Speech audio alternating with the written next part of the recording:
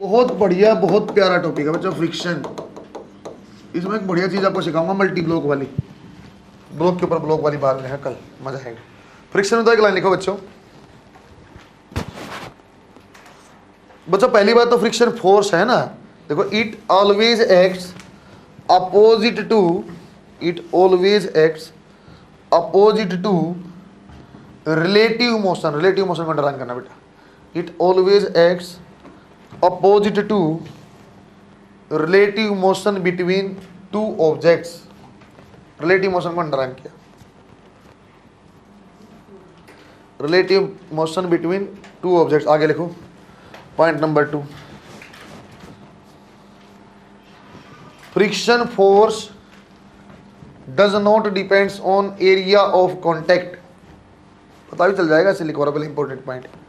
Friction force does not depends on area of contact but actually it depends on real area of contact। सब क्या फर्क है मैं बताऊंगा, but actually it depends on real area of contact। इसको मैं अलग से बताऊंगा। थर्ड वाले पे, इंपॉर्टेंट वाले पे स्टार लगा लेगा, तीसरे वाले पे सिंगल स्टार भी पीएमटी, तीसरी वाली लाइन। बच्चों फ्रिक्शन का मतलब हमारे दिमाग में अब तक ये बैठा होता सर फ्रिक्शन माने नेगेटिव, फ्रिक्शन माने सर लॉस करेगा। ठीक है बच्चों, ये हीट लॉस करता है, मानता हूं मैं। बच्चों क्या फ्रिक्शन का वर्क हमेशा नेगेटिव होता है? बच्चे के माइंड में बैठा होता है फ्रिक्शन माने सर आगे पीछे चलेगा और नेगेटिव ना।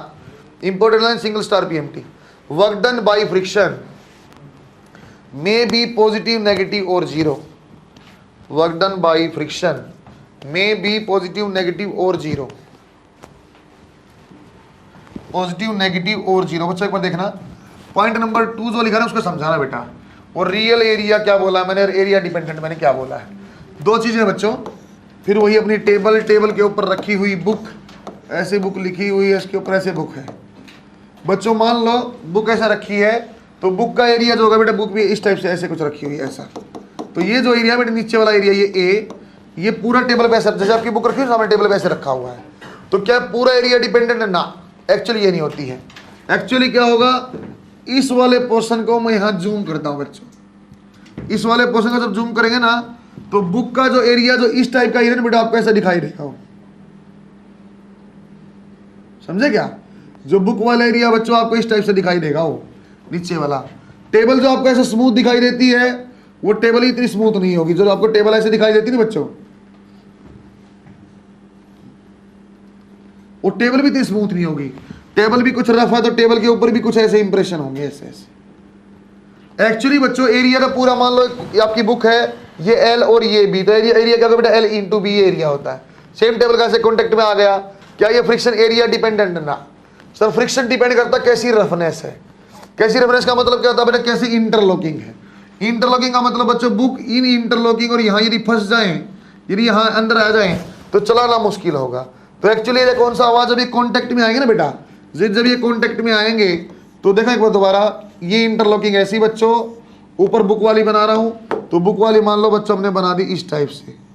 तो एक्चुअली यहां कॉन्टेक्ट आया, यहां कॉन्टेक्ट आया, पूरी बुक कॉन्टेक्ट में नहीं आई, सारी इंटरलॉकिंग में पूरा पैक नहीं हुआ, कुछ कॉन्टेक्ट में आ गया। तो रियल कॉन्टेक्ट कौन सा हो, जहां टच में आया हुआ है। क्या ये एरिया में कैलकुलेट कर सकता हूं सर? ना। क्या फ्रिक्शन एरिया डिपेंडेंट है? नहीं। क्या फ्रिक्शन बिल्कुल एरिया डिपेंडेंट नहीं है? ना सर। यदि कोई लिखता है एक्चुअल एरिया ऑफ कॉन्टैक्ट है, हाँ सही है। एक्चुअल सर हाँ सच में तो कॉन्टैक्ट में तो उसके ऊपर तो डिपेंडेंट है actually, otherwise friction is independent on area, area पे डिपेंडेंट नहीं होता।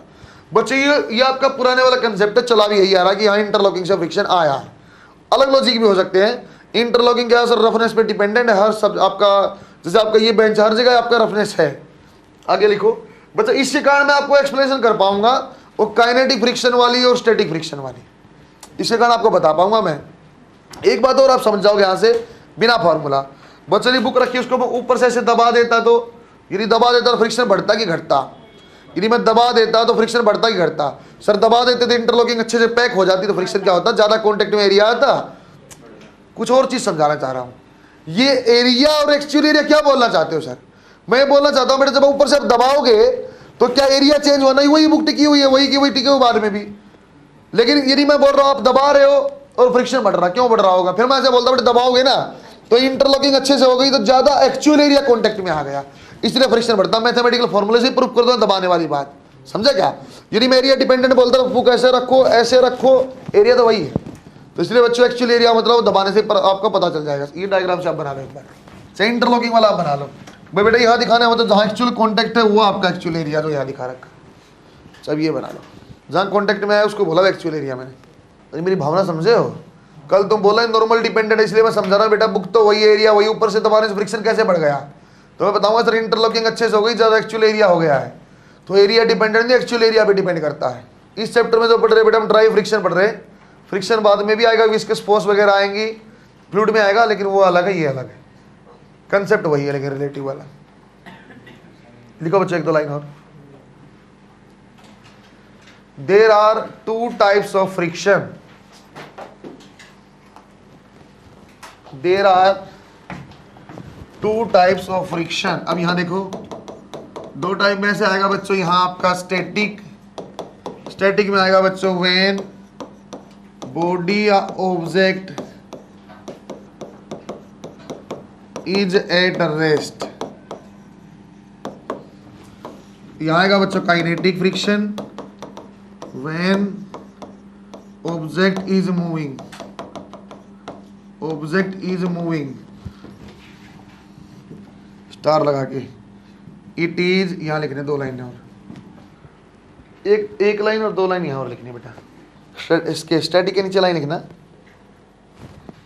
It is self adjusting in nature, it is self adjusting in nature, proof भी हो जाएगा अभी। एक लाइन और लिखो, मैक्सिमम वैल्यू बच्चों उसी के नीचे लिखना बेटा, एक लाइन और, maximum value of static friction is known as limiting friction, maximum value of static friction is known as limiting friction. Therefore, ये लिखो बेटा, देयरफॉर बच्चे कोई भी फ्रिक्शन में लिखना तो बेटा इसको लिखते हैं म्यू इंटू एन। बच्चे जो भी चीज लिखते हैं फ्रिक्शन को लिखते हैं म्यू इंटू एन। यदि बेटे आप यहाँ स्टैटिक की बात करोगे तो मैं एफ एस कर दूंगा, म्यू एस आ जाएगा और एन नॉर्मल आपका। यदि बेटे आप यहाँ पे काइनेटिक की बात करोगे तो आपका आ जाएगा, काइनेटिक की बात करोगे तो आ जाएगा एफ के म्यू के into N. Friction dependent on normal reaction not on area. Normal reaction कैसे बढ़ती है सर? दबाएंगे तो अलग बढ़ती है, समझेगा? एक्चुअली इसको मैथ में लिखवाता ऐसे लिखवाता मैं, friction is directly proportional to normal reaction, constant आ गया तो म्यू आ गया, mu is a dimensionless quantity लिख देता हूं। ये बच्चों यूनिटलेस एंड डायमेंशनलेस होता है, होना भी था। फ्रिक्शन भी क्या फोर्स है, नॉर्मल भी क्या फोर्स है, तो म्यू आ गया it is a number only, 0.1 0.2 0.3। और फिर एक मिसकंसेप्ट आपका आ गया, क्या ये एक से ज्यादा होता है? क्या म्यू की वैल्यू एक से ज्यादा हो सकती है? 1 से ज्यादा होती है बेटा? कौन बोला? क्या म्यू की वैल्यू एक से ज्यादा होती है? क्या मोर देन यूनिटी हो सकती है फ्रिक्शन की वैल्यू? कोई दिक्कत नहीं है, रफनेस पे डिपेंडेंट। आपको ऐसा सवाल हम ऐसे करते हैं 0.23 प्रैक्टिकल सवाल इसलिए, सही है क्या? लिखो बच्चों को नीचे स्टार आके, friction only dependent on normal reaction, friction only dependent on normal reaction. बेटा पहले क्या होता है, फ्रिक्शन कैसे रिलेटिव मोशन बोलता है, अपोज करता है रिलेटिव मोशन का वर्ड है बेटा रिलेटिव, मतलब ये मोशन का भी अपोज करता है और जो मोशन करने की कोशिश करे उसका भी अपोज करता है। या एक आपको पहले से ग्राफ बनाऊंगा बेटा थोड़ी देर में, आप जानते हो उसको, वेरी फैमिलियर है, लेकिन आप देखो यदि बच्चों मेरे पास सिंपल सा एक ब्लॉक है बेटा 10 kg का, और बच्चों यहाँ में म्यू की वैल्यू मैंने दे दिया बच्चों, म्यू एस की वैल्यू दे दिया मैंने 0.2 और म्यू के की वैल्यू दे दिया बेटा 0.15। बच्चों काइनेटिक फ्रिक्शन अब से थोड़ा कम होता, क्यों सर? आप अब इंटरलॉकिंग समझना बच्चों, जब आपका रुका हुआ तो अच्छे से पैक है, जब चलने लग गया जब चल, अब आप सोचना बेटा ऐसा जैसे रोड पे, आपने क्या कभी कभी रोड पे छोटे छोटे छोटे ये येलो लगे होते हैं, रिपल्स उसको बोलते हैं, छोटे छोटे ब्रेकर। सेम कहानी, जब अभी गाड़ी खड़ी है तो उनके अंदर अच्छे से पैक है, चलने में थोड़ी दिक्कत है, चलने लगी तो ऊपर से निकल जाती है, समझे क्या? ये बच्चों से फिर अच्छे से जब काइनेटिक फ्रिक्शन मतलब जब चलती है गाड़ी, इंटरलॉकिंग में ढंग से पैक ही नहीं हो पाता, उससे ऊपर से निकलने लग जाता है। एक्चुअली एरिया ऑफ कॉन्टैक्ट कम हो जाता है, काइनेटिक फ्रिक्शन कम होता है, सही है क्या?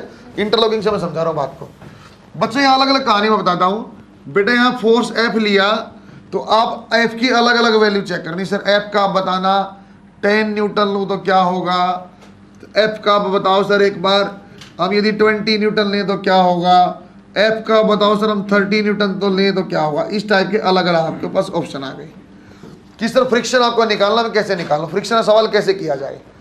बच्चों फ्रिक्शन का सवाल ऐसे होता है, क्या इसकी नॉर्मल रिएक्शन, सबसे पहले जैसे ही फ्रिक्शन क्वेश्चन आएगा तो आपको देखना बेटा नॉर्मल रिएक्शन कौन सी है, या नॉर्मल रिएक्शन की वैल्यू क्या है। सर नॉर्मल रिएक्शन क्या चीज होती थी, जो चीज को सरफेस से चिपका के रखे वो नॉर्मल है। बट नॉर्मल यहाँ क्या आ जाएगी, सर यहाँ नॉर्मल की वैल्यू mg के बराबर है, यहाँ नॉर्मल की वैल्यू बच्चों mg के बराबर है, तो नॉर्मल इज 10 × 10 यूज कर रहा बेटा मैं, सर ये 100 न्यूटन आ गया। सही है क्या बच्चों। यदि आप फ्रिक्शन निकालना तो सबसे पहले फ्रिक्शन आप हमेशा स्टैटिक चेक करना बेटा। स्टैटिक में भी हम लिमिटिंग फ्रिक्शन पहले चेक करते हैं। लिमिटिंग होती है बेटा maximum value of static. Sir यदि इसके ऊपर भी चलता हो, यदि कोई मुझे मिल गया, जब भी मुझे कोई चीज चेक करनी है बेटा, म्यू के और म्यू एस दोनों दिया हुआ है, तो सबसे पहले आप ट्राई करेंगे यदि कोई चीज रेस्ट में रखी हुई है तो आप म्यू एस से चेक करो। यदि मान लो बच्चों मैं म्यू एस से चेक किया और फ्रिक्शन की मेरे पास वैल्यू आ गई 10 न्यूटन और फोर्स अप्लाइड मान लो 20 न्यूटन, तो फोर्स ज्यादा है स्टैटिक कम है, तो एक्चुअली वहां स्टैटिक फ्रिक्शन नहीं लग रहा होगा। आपका ऑब्जेक्ट मूविंग है तो क्या लग रहा होगा बेटा, काइनेटिक। सही है क्या। जनरली क्वेश्चन में एक ही म्यू दिया होता, आप एक ही लिमिटिंग सीधा चेक करते हैं। ये म्यू एस और म्यू के सिर्फ शुरुआत में समझा रहा हूँ। बच्चा लिखा बेटा mu S into N, mu S की वैल्यू क्या बच्चों आपके पास 0.2 इंटू एन की वैल्यू क्या बच्चों 100। सर 20 न्यूटन है, समझे बच्चों, आपको 20 न्यूटन आपका लगा। सर डायरेक्शन क्या होगी, एक बात, सर कितना फ्रिक्शन लगा बात नंबर 2। बच्चों डायरेक्शन कैसी होगी, डायरेक्शन ऐसी होगी और कहाँ लगेगा। सर डायरेक्शन ऐसी होगी, ये ऑब्जेक्ट ग्राउंड के रिस्पेक्ट में आगे जाना चाहता है। सही है क्या। सर कहाँ लगता है फ्रिक्शन, दो सरफेस के बीच में लगेगा, तो बच्चों यहाँ इस सरफेस पे ऐसे लगेगा। सर कहाँ लगेगा, पीछे की डायरेक्शन में लगेगा। सुनते रहना बच्चों, पीछे की डायरेक्शन क्यों लगेगा, क्योंकि सर ये आगे जाना चाहता था, ब्लॉक कर रोकेगा। सर इसका फ्री बॉडी डायग्राम बना दो एक बार, देखो एक बार अच्छे से, और कंसेप्ट क्लियर होगा एक्शन रिएक्शन वाला। बच्चों यदि अपने पास एक 10 kg का ब्लॉक है, सामने आपने एक 10 kg का ब्लॉक है और सामने आपने बना दिया बेटा एफ फोर्स, तो फ्रिक्शन इस ब्लॉक पे यहां लगेगी। सही है क्या। सर क्यों लगेगी, क्योंकि बेटा आगे जाना चाहता था, फोर्स इसका फ्रिक्शन क्या करेगा। सर एक बात आओ, इस फ्रिक्शन का आप रिएक्शन बना सकते हो। अरे फोर्स है तो कोई ना कोई आपका एक्शन है तो रिएक्शन भी होगा। इसकी रिएक्शन कहाँ आएगी बच्चों, सर अर्थ सरफेस पे आएगी, क्योंकि बेटा सेम ऑब्जेक्ट पे तो रिएक्शन आएगी नहीं, अलग पे आएगी, सेम नाम आएगा एफ और अपोजिट डायरेक्शन में आएगी। अर्थ पे आएगी, सेम नाम आएगा एफ और अपोजिट डायरेक्शन। समझे क्या। फ्रिक्शन का कहाँ गया बच्चों, रिएक्शन ग्राउंड पे गया, एफ नाम है उसका भी और डायरेक्शन भी इसकी उल्टी है। सर इसका मतलब फोर्स, सुनते रहना कंसेप्ट क्लियर करो। सर अर्थ के ऊपर तो सारे दिन फ्रिक्शन लगता है, सर ऐसे हमेशा फ्रिक्शन, तो अर्थ तो ऐसे रोटेट करके घूमने लग जाती तेज, हर डायरेक्शन कैसी रैंडम डायरेक्शन, सेम कहानी कॉलेज में, फिर कोई ऐसे जा रहा है, कोई ऐसे आ रहा है, कोई ऐसे, हर डायरेक्शन में फ्रिक्शन है। जब भी वेक्टर का नेट सम करते हो क्या बोलते हो बेटा आप, रैंडम मोशन में नेट वेक्टर सम 0, इसलिए नेट फोर्स क्या हो जाती है बच्चों 0, हमें इफेक्ट नजर नहीं आता। अदरवाइज देखो यहाँ अर्थ का देखो तो इस टाइप फोर्स लगी है, तो सर ऐसे ऐसे चलना चाहिए था। तो इसका मतलब सर फ्रिक्शन लगेगा कितना, क्या 20 न्यूटन लगेगा, नहीं। क्यों नहीं लगेगा सर, क्योंकि बेटा यदि यहाँ 20 लगता, अप्लाइड फोर्स मेरी 10 है, तो फ्रिक्शन 20 और ये तो उल्टा चलने लग जाता। ऐसा हो पाएगा क्या ना। फ्रिक्शन का में रिलेटिव मोशन का अपोज करना, मोशन का नहीं रिलेटिव मोशन का। ये आगे जाना चाहता है, रोकना चाहता है, रोक लेगा बस। तो इसलिए बच्चों यहाँ फ्रिक्शन की वैल्यू क्या आ जाएगी, सिंपल आपके पास 10 न्यूटन। बच्चों मैक्सिमम फ्रिक्शन कितना संभव था, 20 न्यूटन। क्या 20 की रिक्वायरमेंट मुझे जरूरत है, नहीं है सर। 10 लगाओ, 10 में मेरा काम बन जाएगा, से 10 में रुक गया। दोबारा देखो, फिर आप मैक्सिमम निकाला, कितना आ गया बच्चों, ये आपका म्यू एस इंटू एन। बच्चों आपका आ गया 0.2 इंटू आपका 100, आंसर आ गया 20। हाँ सर अब क्या आपका फ्रिक्शन और अप्लाइड फोर्स बराबर है, लेकिन क्योंकि रेस्ट पे है तो रेस्ट पे ही रहेगा बच्चों। अगला डाउट खतरनाक, सर फिर ये म्यू क्या लगा के चेक कर लूं क्या, ना ना ना, जब रेस्ट पे है और आपका लिमिटिंग के बराबर तो रेस्ट पे ही रहेगा, इससे आगे कुछ भी लगा तो चल पड़ेगा। सही है क्या। यदि ये मूविंग होता तो सर फिर मैं इसको म्यू के लेता, अब रेस्ट पे तो रेस्ट वाला चेक करना। दोबारा देखो, यदि आपके पास यहाँ फ्रिक्शन निकाला, फिर वही mu S into N that is 0. सुनते रहना बेटा, इंटू 100 दैट इज 20। सही है सर।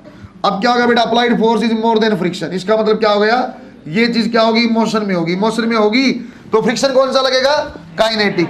फिर फ्रिक्शन कौन सा लगेगा, काइनेटिक। अब काइनेटिक निकाल लो सर आप, म्यू के into N that is 0.15 into 100, answer आ गया 15। सर आप सिस्टम का एक्सेलरेशन निकाल दोगे? बिल्कुल निकाल दूंगा। आगे फोर्स क्या है 30, पीछे फ्रिक्शन क्या है 15 डिवाइड बाई मास क्या बेटा 10। सर इसका एक्सेलरेशन आएगा 1.5 मीटर। बात समझ में बेटा? जब भी बच्चों आपके पास फ्रिक्शन की वैल्यू अप्लाइड फोर्स से कम है या अप्लाइड फोर्स के आपका बराबर है, उस टाइम तक स्टैटिक फ्रिक्शन सेल्फ एडजस्टिंग मैंने क्यों बोला? देखो बच्चों, ये फ्रिक्शन ये आपका बच्चों अप्लाइड हो गया फोर्स, ये आपका फ्रिक्शन फोर्स है। जब आपकी एक्सटर्नल फोर्स, इसी वाला एग्जांपल मैं करा रहा हूं, जो आपका 20 वाला मैंने करवाना वही एग्जांपल करा रहा हूं। सर जब आपकी फोर्स अप्लाइड 0 तो फ्रिक्शन भी क्या है 0। फोर्स अप्लाइड आपकी 10 है तो तब भी क्या है बच्चों 10। सर जब तक आपकी अप्लाइड फोर्स 20 न्यूटन हुई तो फ्रिक्शन कैसे रहा? Linearly variable. सर धीरे धीरे जैसे अप्लाइड फोर्स आपने बढ़ाई, क्योंकि देखो पहले वाले केस में मैंने फोर्स कितनी लगाई थी बच्चों 10 न्यूटन। फोर्स कितनी लगाई थी बच्चों 10 न्यूटन। फ्रिक्शन भी क्या हो गया 10। सर जब तक आप लिमिटिंग फ्रिक्शन में नहीं पहुंचते तो अप्लाइड फोर्स और फ्रिक्शन फोर्स क्या है बराबर। इसलिए बच्चों को डायरेक्टली प्रोपोर्शनल मैंने यहां दिखा रखा है, दिखाया हुआ डायरेक्टली प्रोपोर्शनल। लेकिन जैसे ही अप्लाइड फोर्स आपने क्या किया बढ़ा दिया बच्चों, फिर फ्रिक्शन की वैल्यू क्या 20 से ज्यादा कुछ भी था, फिर फ्रिक्शन की वैल्यू थोड़ी कम हुई। थोड़ी कम कहां हुई सर? ये दिखाया हुआ बच्चों कितना था पहले फ्रिक्शन 20, लेकिन मोशन में आते कितना हो गया 15। थोड़ा फ्रिक्शन आपका कम हुआ और फिर बच्चों चाहे अप्लाइड फोर्स ऑफ 50 लगाओ चाहे 100 लगाओ, काइनेटिक फ्रिक्शन ऑलवेज कांस्टेंट। और काइनेटिक फ्रिक्शन की वैल्यू क्या फिर म्यू के इनटू एन ऑलवेज कांस्टेंट। बात समझ में आई क्या? ये अब रीजन बनाना बेटा अलग से रीजन। सर ये वो रीजन है जहां पे आपके पास फ्रिक्शन वाली वैल्यू और अप्लाइड फोर्स आपकी, फ्रिक्शन की वैल्यू बच्चों आपकी कम है, अप्लाइड फोर्स ज्यादा है या बराबर, उस टाइम तक जो रहेगा ऑब्जेक्ट रेस्ट में रहेगा बच्चों, स्टैटिक फ्रिक्शन एक्ट करेगा।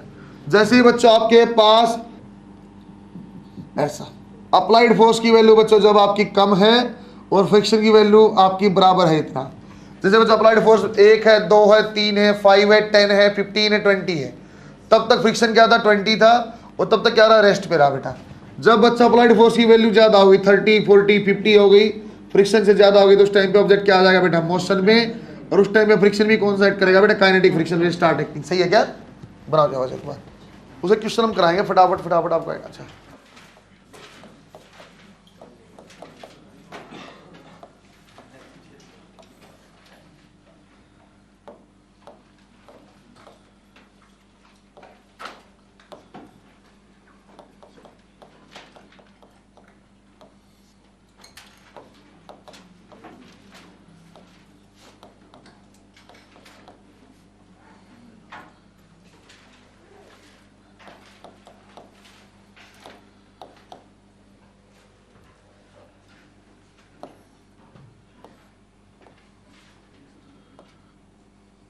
देखो बच्चे एक बार, कल आपको बेटा इसका इंट्रोडक्शन सा दिया था, आज इसका इंपॉर्टेंट पार्ट हम करते हैं। पहले वाला एफबीडी आपको आना चाहिए, टेंशन की डायरेक्शन आपको याद होनी चाहिए बच्चों। तब मैंने आपको जब कॉन्टैक्ट फोर्स पढ़ाई थी तब आपको मैंने बताया था कि अभी तो बच्चों आप कॉन्टैक्ट को नॉर्मल जैसा ही मान लो। उन नॉर्मल को मैंने अच्छे से जब समझा दिया था बच्चों, जब आपको मैं फ्री बॉडी डायग्राम बार में समझा रहा था कि नॉर्मल ये कॉन्टैक्ट हमने बोला परपेंडिकुलर टू सरफेस है जब तक स्मूथ सरफेस हो। सर फिर आप ऊपर क्यों लगाते हो एन को? फिर वो मैंने समझा था बच्चों, ये एन वो ऊपर की डायरेक्शन में क्यों आया था, ये वो फोर्स थी जो सरफेस ऑब्जेक्ट के ऊपर लगाती है, इसलिए हमने ऑब्जेक्ट पे लगाया, इसलिए ऊपर लगाया। को आपको मैंने एक्सटर्नल डायरेक्शन में बताया था बच्चों। Contact force actually normal contact force नहीं होती है। नॉर्मल कब तक कॉन्टैक्ट फोर्स थी? जब तक सरफेस आपकी स्मूथ थी। जब रफ आपकी रफ सरफेस हो जाती है बेटा, फिर कॉन्टैक्ट फोर्स आपकी कुछ अलग चीज़ है। कैसी बच्चों? जब अपने पास मास एम है तो बेटा ये एन ऊपर लगाना लॉजिक आप समझ गए होगे। सर सरफेस ने जो इस एम ब्लॉक के ऊपर फोर्स लगाई वो है बच्चों, फ्रिक्शन इसका पीछे एफ है। तो नॉर्मल आपकी जो नॉर्मल कॉन्टैक्ट फोर्स जो होती है बच्चों होती है vector resultant of normal and friction. बेटा जो आपका आएगा कॉन्टैक्ट फोर्स क्या होती है? It is vector resultant of normal and friction. बच्चों नॉर्मल हमेशा सरफेस के परपेंडिकुलर है और ये हमेशा पैरेलल टू सरफेस है, तो हमेशा आपको 90 डिग्री पे ही मिलेगा। ऐसे यूज करना चाहिए √x² + y²। सर क्या इसी के लिए ऐसा वैलिड है? नहीं। यदि मान लो बच्चों को कुछ ऐसी सरफेस भी होती, मास m होता तो नॉर्मल ऐसे जाती, तो भी बेटा क्या दिक्कत है? फ्रिक्शन या तो आपका यहाँ होता या तो यहाँ होता, तब भी रहता तो 90 डिग्री पे ही, हमें कोई दिक्कत नहीं। तो सरफेस के पैरेलल फ्रिक्शन है, सरफेस के परपेंडिकुलर नॉर्मल, तो इसलिए मैं सही जोड़ा है। आपको यहाँ एंगल देखने की रिक्वायरमेंट नहीं पड़ेगी। कॉन्टैक्ट फोर्स हमें होता है बेटा vector addition of normal and friction. बच्चों इसका ऐसा लिख सकता हूं क्या मैं, नॉर्मल का फ्रिक्शन को हमने क्या लिखा था बच्चों कल, sir mu into N. Sir कौन सा म्यू बच्चा, कौन से म्यू वाली कहानी के बाद शुरुआत में आपको समझा दिया मैंने। मोशन में है तो आपको काइनेटिक लेना है, रेस्ट में तो स्टैटिक लेना है, चेक करने के लिए हमेशा स्टैटिक ही लेना है। बाद में तो अदरवाइज आपको बच्चों म्यू ही दिया रहता, म्यू एस और म्यू के वाली कोई बहुत लंबी चौड़ी कहानी होती नहीं है। तो इसलिए बच्चों यहाँ एन से एन को मैंने कॉमन ले लिया, एन को लेंगे तो ऐसा आ जाएगा under root 1 plus mu square. बच्चों इस फॉर्म में फॉर्मूला रट्टा मारने की जरूरत नहीं है, आप तो हमेशा याद रखना सर कॉन्टैक्ट फोर्स होती है that is vector addition of normal and friction, वो अपने आप आंसर आएगा जो भी आना होगा। तो सर कॉन्टैक्ट सर पे कैसी लगे कॉन्टैक्ट फोर्स, ऐसी कुछ लगती है, इसको मैंने बोला बच्चों एफ सी। सही है क्या, ठीक। पहली चीज समझ में आई बच्चों आपको यहाँ पे कॉन्टैक्ट फोर्स और नॉर्मल रिएक्शन जो अलग चीजें हैं। सही है बच्चों, सर जब तक स्मूथ सरफेस थी, क्योंकि फ्रिक्शन नहीं था, रिजल्टेंट भी कहां बनेगा ऊपर, तो जब तक स्मूथ सरफेस थी नॉर्मल और कॉन्टैक्ट एक ही बात था, इसलिए मैंने वहां कॉन्टैक्ट फोर्स करके आपको पढ़ाया था।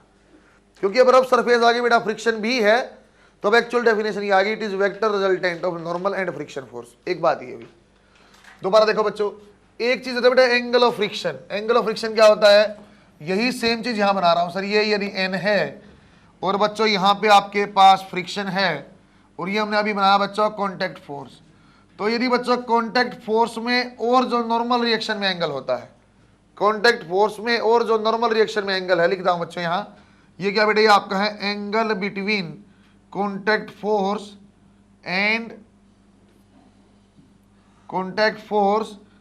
And normal reaction. बच्चों उसी को बोला जाता है बेटा एंगल ऑफ फ्रिक्शन। इसका मतलब क्या हो गया सर, ये लैम्डा है तो 10 लैम्डा की वैल्यू आप लिख सकते हो बच्चों, कहीं भी tan थीटा लिखने का मतलब होता है sir perpendicular divide by base. इन चीज के लिए क्या परपेंडिकुलर, ये क्या बच्चों बेस, मतलब आ गया सर आप निकलना चाहते हो friction divide by normal. Friction की वैल्यू कहीं भी क्या थी बच्चों, mu into N divide by N. बच्चों ये अलग से मैं मेंशन कर रहा हूं, जो आपने बच्चों ये आपने जब कॉन्टैक्ट वाला जब एंगल ऑफ फ्रिक्शन आपने लिया तो फ्रिक्शन आपको लिमिटिंग वाला लेना है।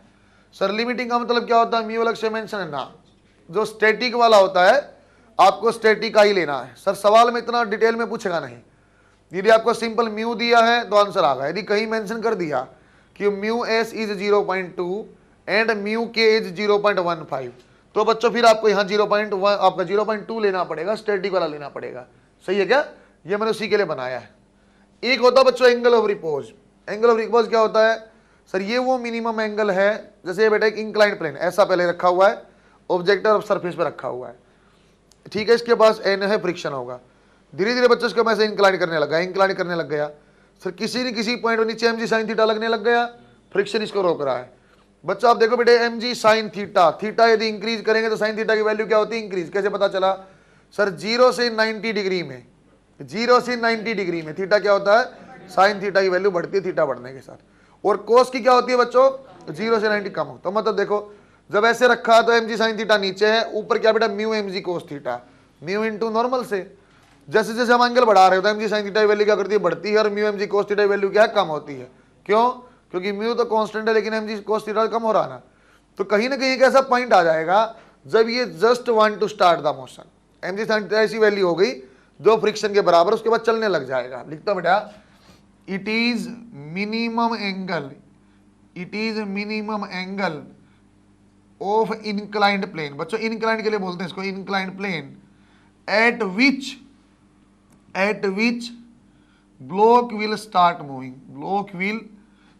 मूविंग। बच्चों जस्ट स्टार्ट किया तो फ्रिक्शन यहां भी कौन सा लेना पड़ेगा बेटा, स्टैटिक। आपको बोला था बच्चों सर जब रेस्ट से और चेक करना मूव करेगा तो कौन सा चेक करते थे, पहले म्यू एस। कल वाला सवाल किया था हमने 20 न्यूटन पे भी रेस्ट में, जब 30 हो गया था फिर मैंने म्यू के लिया। सही है क्या, तो इसका मतलब क्या हो जाएगा सर, ऐसा कुछ अपने बस कहानी बन गई, ऐसा कुछ है सर, ये आपका एम ब्लॉक है, ये आपको याद होना चाहिए बच्चों, मैंने कई बार कंपोनेंट बता दिए। इसमें बेटा mg sin थीटा है, और बच्चों जहां परपेंडिकुलर कंपोनेंट है that is mg cos theta. बच्चों नॉर्मल भी क्या बन जाएगा, या दोबारा फिर लाइन बोलता हूं, जब भी फ्रिक्शन का कोई भी क्वेश्चन हमें करना होगा, तो मेरी पहली प्रायोरिटी होगी बच्चों मैं नॉर्मल को आइडेंटिफाई कर लूं, क्योंकि अब नॉर्मल को आइडेंटिफाई कर लिया तो अपने आप म्यू इंटू एन ही आंसर फ्रिक्शन का। तो बच्चों यहाँ नॉर्मल क्या बनेगा सर, mg cos थीटा ने बैलेंस किया हुआ है। तो यदि आप फ्रिक्शन लिखना चाहते हैं, यहाँ क्या फ्रिक्शन लिखेंगे सर, ये आ जाएगा सरफेस पे आता friction, that is mu into N, that is M G cos theta.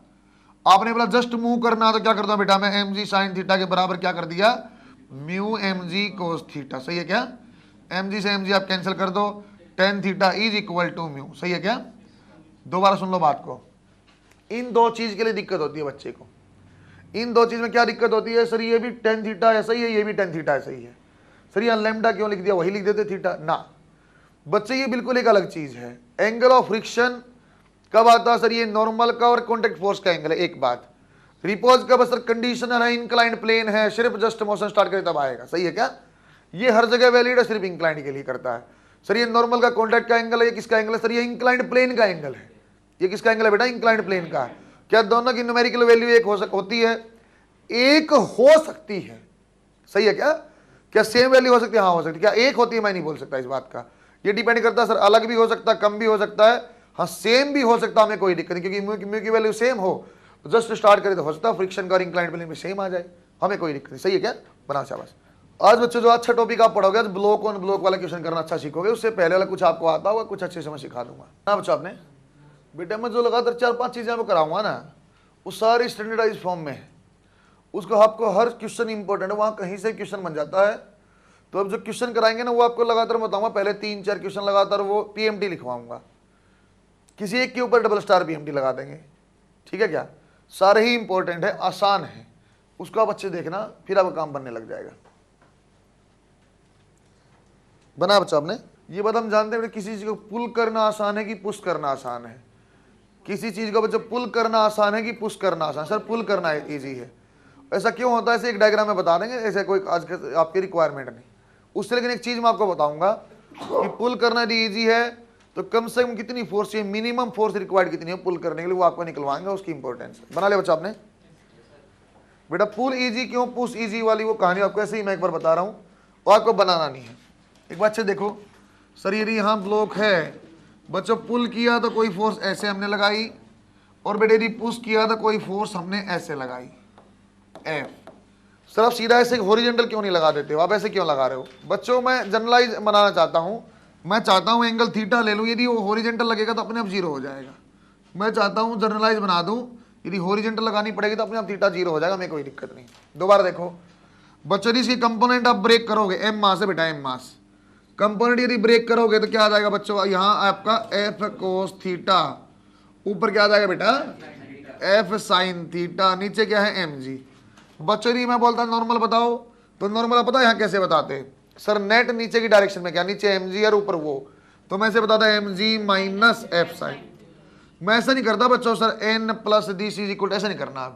अब मैंने क्या बोला बच्चों, जब भी आपको नॉर्मल बताना तो नेट नीचे जो उसको बैलेंस करना है, नीचे एम जी हो, ऊपर आपका क्या F sine theta, M G minus F sine theta नीचे है, इस फॉर्म में मैंने बना दिया। बच्चों यदि फ्रिक्शन आप यहाँ लिखो क्या आ जाएगा? Mu into N. फ्रिक्शन कहाँ आता है? सर ऑब्जेक्ट के ऊपर आएगा, यहाँ ऐसे आएगा पीछे की डायरेक्शन में। क्यों? सर आगे मूव करना चाहता, रिलेटिवली इसको रोकना चाहता, इसलिए ऐसा लग गया। फ्रिक्शन की रिएक्शन कहाँ आई थी? अर्थ पे आई थी, इसके अपोजिट डायरेक्शन में आई थी, आपको कल समझाया था। बच्चों यहाँ देखो, किसी भी वेक्टर का एंगल अब यहाँ थीटा है। बच्चों वेक्टर को आप कहीं भी एंगल बताए, हम जब भी कंपोनेंट ब्रेक करते हैं बेटा, हम उसकी टेल से ब्रेक करेंगे। देखो टेल से कैसा, हमने ऐसा ऐसा ब्रेक किया, ये थीटा, ये भी आपका थीटा, ये क्या हो गया बच्चों? आपका एफ कोस थीटा, ये क्या आ बेटा? F sine theta. Sir normal क्या बन जाएगा बेटा? नीचे एम जी है, नीचे एफ साइन थीटा, तो M G plus F sine theta. फिर मेरे जैसा कोई रद्दी सा बच्चा बोलता है, सर एम जी तो ठीक है, ये एफ साइन थीटा इतनी दूर है, यहाँ कहाँ जोड़ रहे हो आप? बेटा फोर्स का इफेक्ट आप ट्रांसलेट करो, कोई फर्क नहीं पड़ता। फोर्स कभी भी फ्रेम ऑफ रेफरेंस पे डिपेंडेंट नहीं होता है। क्यों? Force is a vector. सही है क्या बच्चों? उसका आपका कोई कोऑर्डिनेट से लेना देना नहीं होता। क्या डिस्प्लेसमेंट भी तो वेक्टर है सर? फर्क पड़ेगा, हाँ आप डिपेंड करता है कहाँ से आप मापते हो, अलग लोकेशन में डिस्प्लेसमेंट अलग अलग होती है। दोबारा देखा बच्चों, यहाँ फ्रिक्शन की वैल्यू क्या आ जाएगी सर? Mu into N. बच्चों फ्रिक्शन की वैल्यू किसमें ज्यादा है? सर ये M G plus F sine theta, ये क्या है? M G minus. सर इसमें फ्रिक्शन ज्यादा है, इसलिए इसको चलाना मुश्किल है, इसलिए बोला जाता है बेटा पुल करना आसान है और आपका पुश करना मुश्किल। ये अपने का से एक बार बताना था, मैं आपको अब लॉजिक ये समझा रहा हूँ। मिनिमम फोर्स रिक्वायर्ड टॉपिक बनवाऊंगा अभी नहीं। तो आपको क्या बोला बच्चों, मैं ऐसा टॉपिक पढ़ाना चाहता हूँ। ठीक है भाई, मैं जान गया हूँ पुल करना आसान है। तो यदि कोई आपसे पूछे कि कोई 10 kg का ब्लॉक रखा है, उसके म्यू की वैल्यू जो सरफेस पे 0.2 है, ठीक। अब तो ये बताओ कितनी फोर्स आप मिनिमम लगाओगे चलने लग जाए, मिनिमम फोर्स रिक्वायर्ड। तो मिनिमम जैसे बच्चा सुनता है उसको लगता है ठीक है F is equal to mu M G कर लो, ऐसा नहीं होता है। उसने ये नहीं बोला आपको हॉरिजॉन्टल फोर्स लगानी है किसी एंगल पे लगानी, वो आप बाद में देखते हैं, कम से कम फोर्स लगानी है। तो बच्चा कम से कम फोर्स लगाने का लॉजिक क्या होता है सर, जो फ्रिक्शन है और जो आगे क्या बेटा F cos theta, sir F cos theta को म्यू इंटू एन से बराबर कर दो। सर आप एफ को क्यों नहीं कर रहे बराबर, बेटा मैं एफ कोस थीटा क्यों किया, यदि एफ करना होगा हॉरिजॉन्टल फोर्स लगाने में कम से कम लगेगी ना, तो थीटा अपने आप जीरो आ जाएगा, मिनिमम मैक्सिमम मुझे निकालना आता है। देखो कैसा, एफ कोस थीटा ऐसा कैसा बच्चों, म्यू एन की वैल्यू क्या आ जाएगी बेटा M G minus F sine theta. बच्चों एफ को यहाँ कॉमन लिया, क्या आ गया कोस थीटा, ये म्यू साइन थीटा इस साइड आएगा तो plus mu sine theta that is equal to mu M G. सही बोला क्या, फोर्स की वैल्यू क्या आ जाएगी mu M G divide by cos theta plus, अच्छा बच्चों ये फोर्स है बेटा, थीटा डिपेंडेंट है। अब आपको मैक्सिमाइज मिनिमम करना, तो आप जानते हैं मैक्सिमम मिनिमम कहानी, सर आपको यदि फोर्स को मिनिमम करना है तो नीचे वाली चीज को क्या करना पड़ेगा बच्चों, मैक्सिमम। बच्चों मैक्सिमम करने का तरीका इसको y मान लो, sir y theta D Y ऐसे कर लो, लेकिन मैंने मिनिमम और मैक्सिमम आपको सीधा लिखवाया था, a cos theta a sine theta plus b cos theta, सीधा क्या करेंगे under root a square plus b square, उसी फॉर्म में लिख देते हैं direct, sir mu M G divide by under root 1 plus mu square. सही है क्या, ये मिनिमम फोर्स रिक्वायर्ड है। यदि बच्चों गलती से हॉरिजॉन्टल फोर्स ले लेते तो क्या आंसर आता आपका, F is equal to mu M G, वही आता, लेकिन वो मिनिमम नहीं होती। देखो कैसे, सर ये होना म्यू की वैल्यू कुछ तो होती है 0.2 0.3 1 कुछ भी, तो something divide by greater than 1, तो ये वैल्यू कम हो जाती। तो मिनिमम फोर्स का देखो बेटा थीटा डिपेंडेंट बचा ही नहीं, कहीं थीटा दिख रहा नहीं, मुझे दो चीजें चाहिए, सर म्यू क्या दिया है और कितना मास का ऑब्जेक्ट रखा, अपने आप मिनिमम फोर्स आ जाएगी। सही है क्या, छोटा टॉपिक आप बनाओ बच्चे छोटा सा इसका, minimum force required to pull a block of mass m, minimum force required a block of mass m। बच्चों ये दूसरी चीज बता रहा हूं मैं, एनएलएम परीक्षा में डायरेक्ट पूछा जा सकता है, ये डायरेक्ट आ सकता है, एक चेन वाला क्वेश्चन डायरेक्ट आ सकता है। तीन चीज यहाँ अच्छी आ गई है, एक कौन सा, जब स्मूथ सरफेस पे आप सूडो फोर्स लगाते थे, रेस्ट पे कब रहेगा जी टेन थीटा, याद आपको। यदि कोई बोलता फ्री फॉल कर जाए या सरफेस छोड़ जाए तो क्या answer, G divide by tan theta, याद है बच्चा आपको। एक इंपॉर्टेंट यह आ गया mu M G divide by under root 1 plus mu, एक चेन वाला क्वेश्चन हो रहा है तो स्टैंडर्डाइज फॉर्म में है। अभी बच्चों सर्कल में भी बनता है, सर्कल का भी डेथ वेल है, यहाँ भी बनता फ्रिक्शन क्वेश्चन, वो आपको मुझे सर्कुलर पढ़ाऊंगा वर्क पावर के बाद, तब वहाँ करवा दूंगा। जैसे मैं टॉपिक पढ़ा, जैसे मैं आप चाहूँ ना बेटा, यहाँ पे मैं चाहूँ तो आपको स्ट्रेट लाइन यूज करवा सकता हूँ क्योंकि मैं पढ़ा चुका हूँ। यदि मैं चाहूँ तो बच्चों आपको प्रोजेक्टाइल यूज कर सकता हूँ, वो पढ़ा चुके हैं। तो ऐसे ही जो सर्कल वाले क्वेश्चन होंगे उसको मैं सर्कुलर में पढ़ाऊंगा फ्रिक्शन वालों को। अच्छे से बात सुनना बेटा, अब मैं फ्रिक्शन के 2 3 4 क्वेश्चन आपको स्टैंडर्ड फॉर्म वाले करवाता हूँ। आपको क्वेश्चन करने से पहले सिर्फ एक चीज आइडेंटिफाई करना, सर नॉर्मल क्या है।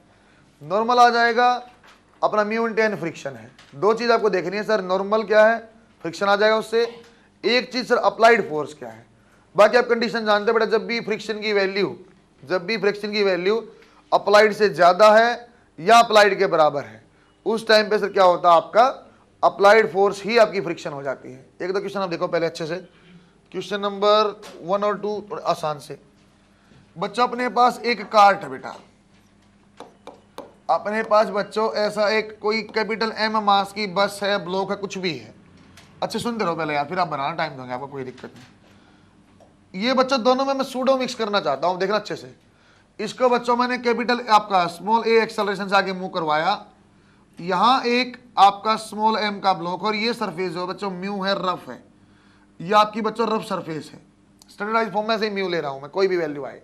उसने बोला आप मिनिमम एक्सेलरेशन बताओ such that small M will not fall down.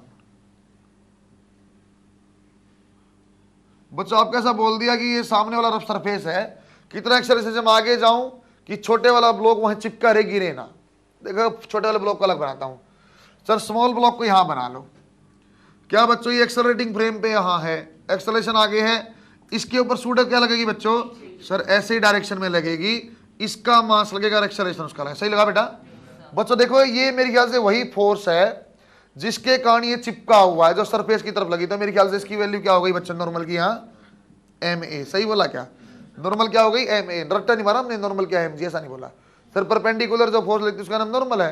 अच्छा बच्चा एम जी कहाँ लग रहा है बेटा, इसका नीचे, क्या mg वो फोर्स है जो इसको नीचे गिराना चाहती है, जो मोशन कराना चाहती है, इसको क्या बोला था बेटा, अप्लाइड फोर्स। ऐसा ही था सर। यदि आप ये नीचे मूव कराना चाहते हो तो फ्रिक्शन की डायरेक्शन कहाँ हो जाएगी, ऊपर की डायरेक्शन में, ऐसी सरफेस के साथ क्या हो जाएगी, म्यू इंटू एन। यदि आपको एक्सट्रीम कंडीशन निकालनी, जस्ट गिरे ना, तो मैं क्या करता हूँ sir, applied force should be equal to mu into N, that is M G, अच्छा सुना बेटा, is equal to mu M A, M से एम कैंसल, ए आ जाएगा बेटा जी डिवाइड बाई म्यू। ये बच्चे निकाल लेते हैं जनरली ये निकाल लेते हैं। ऑप्शन ऐसा नहीं होता है, ऑप्शन से ऐसे आएगा आपके पास, greater than G by mu, less than G by mu, greater than equal to, ऐसे ऑप्शन आते हैं बच्चों आपके पास, ऐसे ऑप्शन आएंगे, या आपका greater than equal to G by mu. मतलब बोलना मैं चाहता हूं बच्चों, मान लो म्यू की वैल्यू मेरे पास 0.5 होती, मान लो मेरे पास, आपके पास म्यू की वैल्यू 0.5 होती, तो ये तो आ जाता इक्वल करने पे क्या 20 आ गया सर। बच्चों यदि 20 से ज्यादा एक्सेलरेशन होता, यदि 21 होता, तो ये ब्लॉक रुक पाता कि नहीं रुक पाता। सर रोकने वाली फोर्स कौन सी है, रोकने वाली फोर्स कौन सी है बेटा, फ्रिक्शन। रोकने वाली फोर्स कौन सी है बेटा, फ्रिक्शन। सर फ्रिक्शन में क्या लगता है, नॉर्मल। फ्रिक्शन में क्या था, एन आपका म्यू इंटू एन। सर यदि मैं नॉर्मल बढ़ा दूंगा ना, तो पक्की बात है फ्रिक्शन फोर्स ज्यादा हो जाएगी, कहीं नहीं जाने वाला। तो बच्चों नॉर्मल यहां बढ़ाने के लिए आपको ए बढ़ाना चाहिए कि कुछ और करना है, ए बढ़ जाएगा तो एम इंटू ए की वैल्यू बढ़ जाएगी, एम इंटू ए की वैल्यू बढ़ जाएगी, क्या हो जाएगा बेटा आपका पास, देखो कैसा, यदि ए की वैल्यू आप ज्यादा लोगे, तो ए की वैल्यू यदि आप ज्यादा भी लोगे तो इक्वल लो या ज्यादा लो बच्चों, उस टाइम पे क्या ए बढ़ गया, एम ए बढ़ गया, एम ए बढ़ गया तो नॉर्मल बढ़ गई, नॉर्मल बढ़ गई तो इट विल नॉट मूव। अरे बात सही है क्या सर, लेस लूं कि ग्रेटर लूं, मैं बात ये पूछना चाहता हूं आपसे। इक्वल और बच्चा कर लिया, ठीक है, बराबर आ गया सर। यहां कहां के क्या बच्चा, सर लेस देन इक्वल लूं कि ग्रेटर देन इक्वल लूं, तो फिर मैं ऐसे सोचूंगा सर आपको ऐसी चीज लेनी जिससे नॉर्मल बढ़े, नॉर्मल बढ़ने के लिए आपको क्या बढ़ाना पड़ेगा, एक्सेलरेशन। तो ग्रेटर वाला सही है सर, ग्रेटर इक्वल सही है क्या, बनाओ शाबाश। सेम कहानी रिपीट करूंगा जब मैं आपको डेथ वेल पढ़ाऊंगा, अभी मैं जानता नहीं, सेंटीमीटर आपको बताया नहीं इसलिए बता नहीं रहा। फिर आप ऐसी चीज देखना पड़ेगा, रोकने के लिए नॉर्मल बढ़ाएं।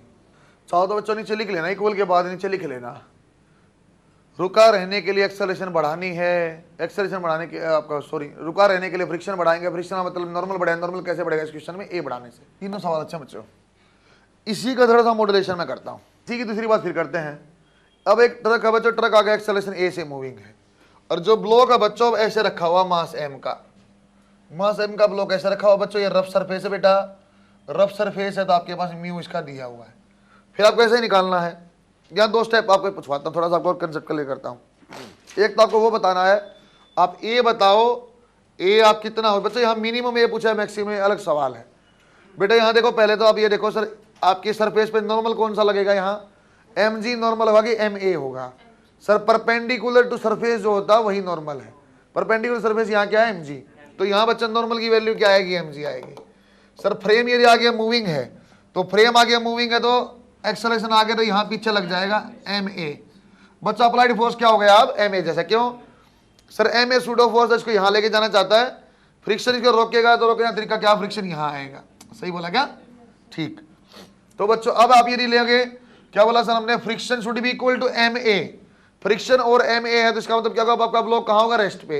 आपको वो निकालना है ये कौन सी मैक्सिमम एक्सेलरेशन है जिसके ऊपर ब्लॉक जो है, block will be at rest,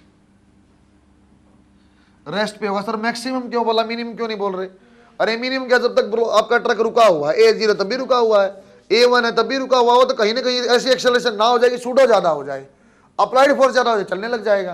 तो इसलिए मैंने यहाँ मैक्सिमम बोला। देखो तो यहाँ क्या किया सर, फिर वही applied force should be equal to friction, applied force यहाँ क्या बेटा, एम ए, फ्रिक्शन क्या बेटा, mu into M G, M से एम कैंसिल। देखो एक जैसा आंसर लग रहा है, बात समझे हो।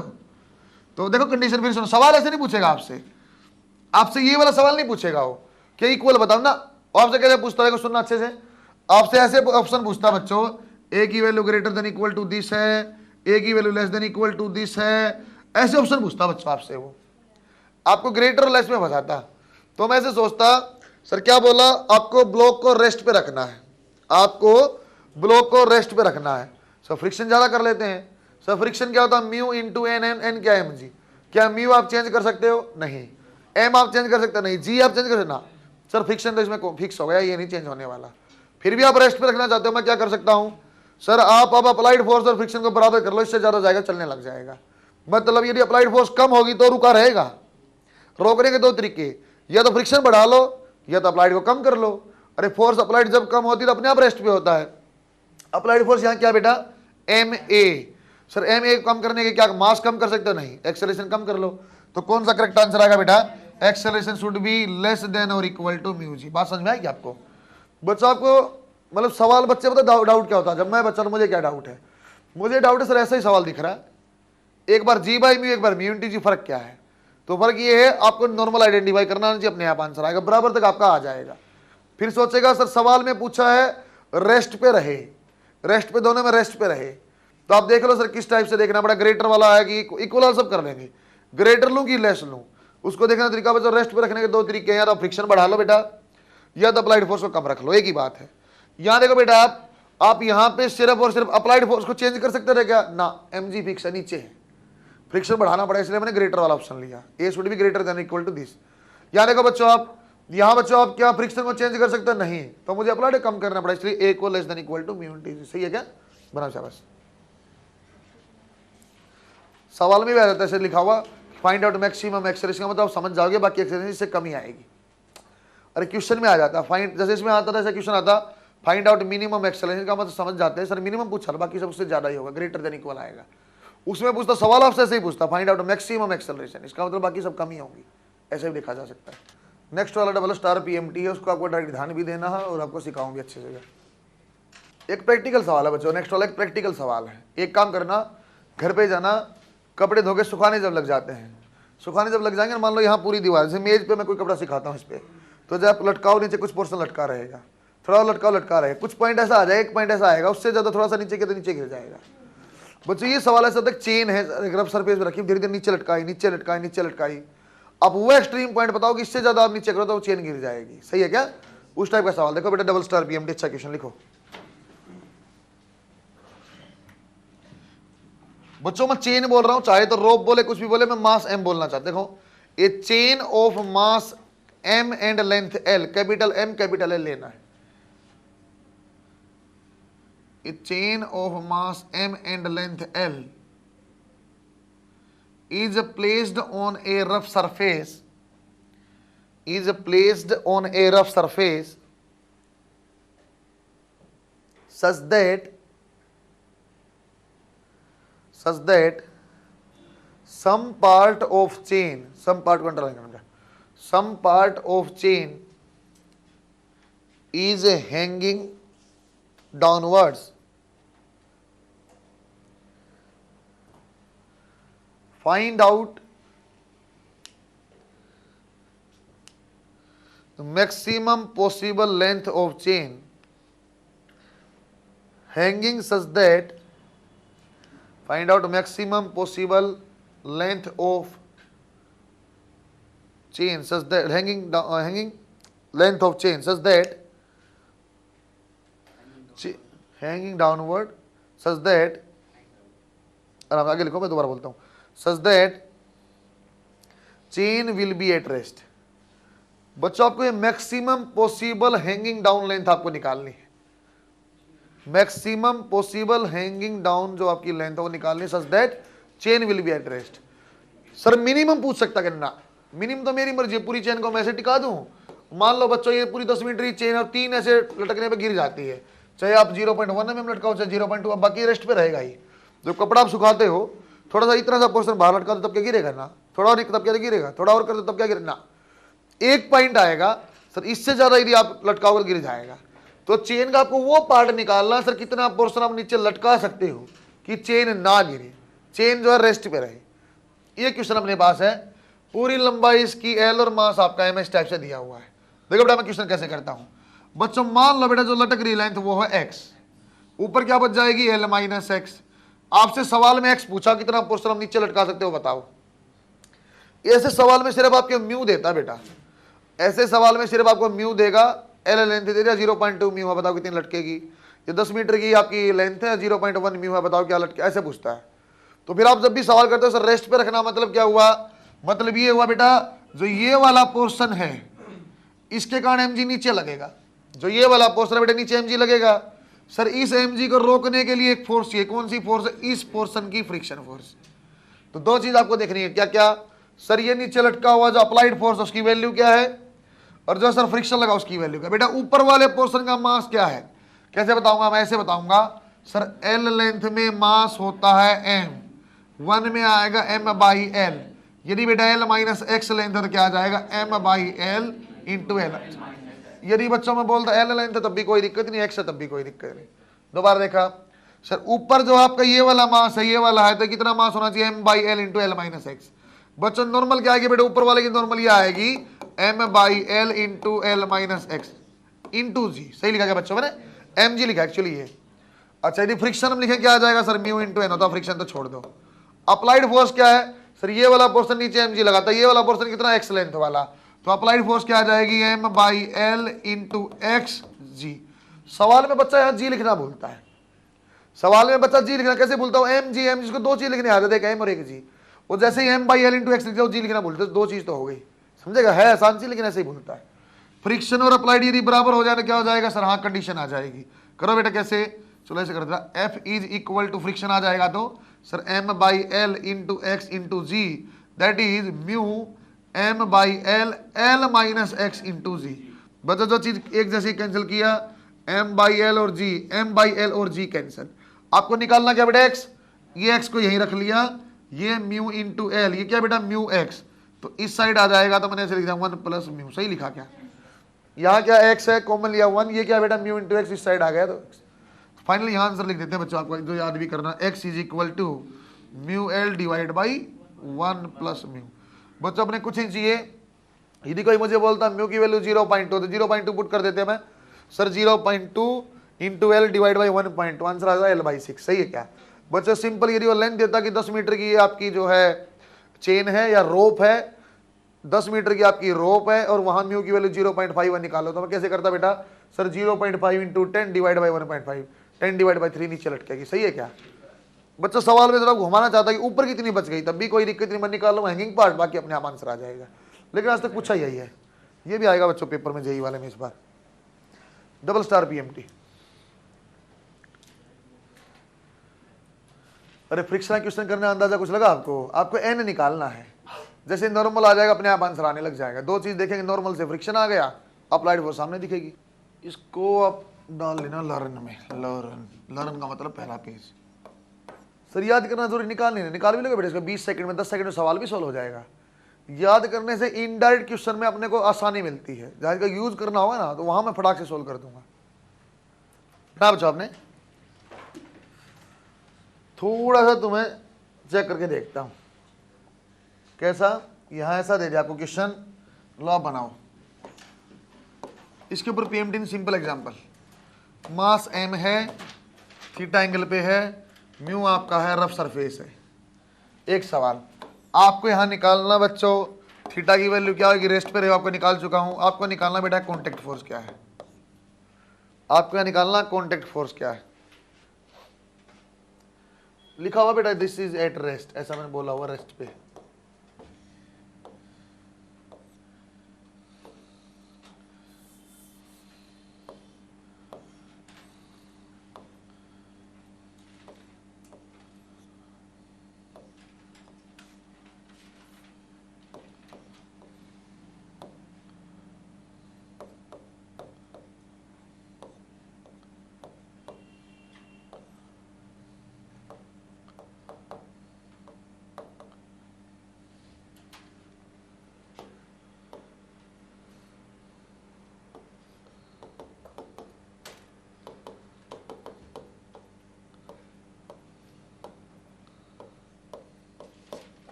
जैसा आपको आंसर है अंडर रूट पंडर रूट में सब बता देना।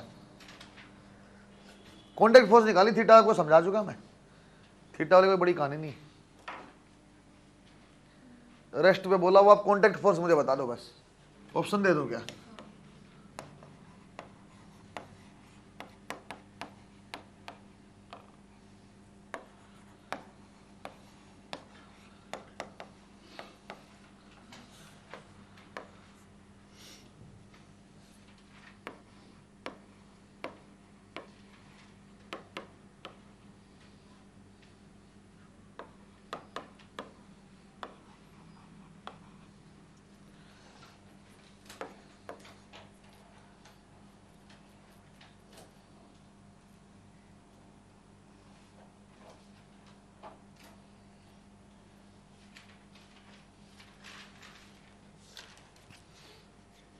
देखो एक बार आंसर बताओ बच्चों, यहां फ्रिक्शन की वैल्यू बताओ क्या होगी। फ्रिक्शन की वैल्यू क्या होगी बेटा? ठीक बच्चों, यहां एक आंसर ये भी है। फ्रिक्शन की वैल्यू क्या है? mg sin theta. Normal reaction क्या बेटा? mg sin थीटा और mg cos थीटा, यही बताया ना आपने खुद ही। यदि मैं डायग्राम बनाऊंगा ऐसा आपने बता दिया कि सर जो आपका नॉर्मल आएगा वो आपका आएगा mg cos थीटा, ऐसे ही बोला आपने। n की वैल्यू, फ्रिक्शन क्या बोला आपने खुद ही, सर ऐसे ही ऊपर की डायरेक्शन, नीचे तो mg sin थीटा था, ऊपर रोकेगा तो उसकी वैल्यू क्या होगी mg से। क्यों बता? सर रेस्ट पे है, यदि रेस्ट में रहता है तो जो अप्लाइड फोर्स है वही आपकी फ्रिक्शन भी है। इन दो चीज का वेक्टर एडिशन नहीं कर सकते क्या आप? mg sin थीटा और mg cos थीटा, मेरे ख्याल से रूट राट का तो आंसर नहीं आना चाहिए। mg sin थीटा और mg cos theta vector addition नहीं कर सकते क्या? क्या बनेगा बताना एक बार? mg sin theta square plus mg cos theta square, mg बाहर आ गया, sin थीटा cos स्क्वायर, मेरे ख्याल से वैल्यू 1 होती है। समझ में आई बात? अरे फ्रिक्शन को यहां पे म्यू mg cos थीटा नहीं लेना बेटा, दोबारा यही से मैंने बोला रेस्ट पे है। फ्रिक्शन की क्या वैल्यू हमने ली है? Mu mg cos theta. इसका आंसर बच्चों ये वाला नहीं होगा, फोर्थ वाला नहीं होगा। क्यों नहीं होगा? यहां friction mu mg cos theta नहीं है। क्यों सर? जब बोल दिया बेटा रेस्ट पे है, रेस्ट पे फ्रिक्शन और अप्लाइड फोर्स क्या होती है? बराबर। तो फ्रिक्शन आप बोलो sir mu mg cos theta लूंगी mg sin थीटा, मैंने बोला दोनों ही बराबर है तो mg sin थीटा हम ले लेंगे। सही है क्या? इसलिए बच्चों में जानबूझ के ये ऑप्शन नहीं दे रहा था। अरे समझे क्या? मैं ये ऑप्शन नहीं दे रहा था कि रेस्ट पे आप बोलो क्या पता सर म्यू mg से बिल्कुल एक्सट्रीम कंडीशन हो, इसलिए मैंने ऑप्शन नहीं दिया था, आप लोग ये बना रहे थे। तो यहां आंसर आएगा बच्चों, अरे यार यह आपका आंसर आता बेटा mg, तो कोई नहीं दोबारा बना देंगे। तो बच्चों यदि कोई भी बोलता है रेस्ट पे है, रेस्ट पे देगा तो बच्चों वो आपको जानबूझ के ऐसे वाला ऑप्शन नहीं देता जैसे मैंने mg वाला आपने लिया था। रेस्ट पे बोलने का लॉजिक यही होता है, यदि कोई बोलता है रेस्ट, रेस्ट का मतलब ये होता है सर जो mg sin थीटा है वही आपका फ्रिक्शन के बराबर है, क्योंकि रेस्ट पे दोनों बराबर होते हैं। और नॉर्मल क्या था सर आपका mg cos थीटा। और यदि बच्चों यहां पर रिजल्टेंट लेंगे दैट इज कॉन्टेक्ट फोर्स। अच्छे सुनता रहना बेटा, कॉन्टेक्ट फोर्स की वैल्यू क्या आ जाएगी आपके पास? आ जाएगी mg बाहर आ गया और sine square theta plus cos square theta, answer is mg। किसी बच्चा करेक्ट आता बेटा? अरे ये म्यू mg cos थीटा चक्कर में नहीं पड़ता, हम जानते हैं रेस्ट पे तो फ्रिक्शन वही है जो आपका अप्लाइड फोर्स है। अगले वाला आप लोग सारे बनाओगे सही करेक्ट भी आएगा। देखो क्वेश्चन आप फाइंड आउट, अरे बना लिया होगा, मैं लिख लेता हूँ जब तक डायग्राम।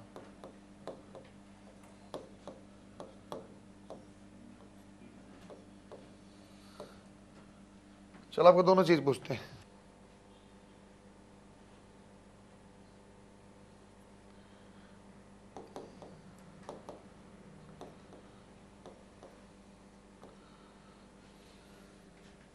चलो जिस टाइप के सवाल में आप कराने लग गया ना बच्चों, इसके वर्क पावर में बड़ा यूज करेंगे।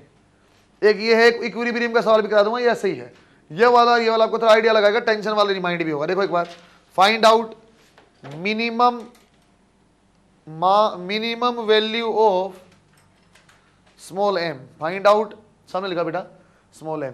Find out minimum value of small m such that 10 kg block start moving upwards. बच्चों यहां क्वेश्चन में मैं सिंपल स्टार्ट मूविंग नहीं बोला, सिंपल स्टार्ट मूविंग बोलता रहा, हो सकता नीचे चल रहा हो, नीचे चलता रहा, फ्रिक्शन डायरेक्शन ही उल्टी होती है, m की वैल्यू अलग होती।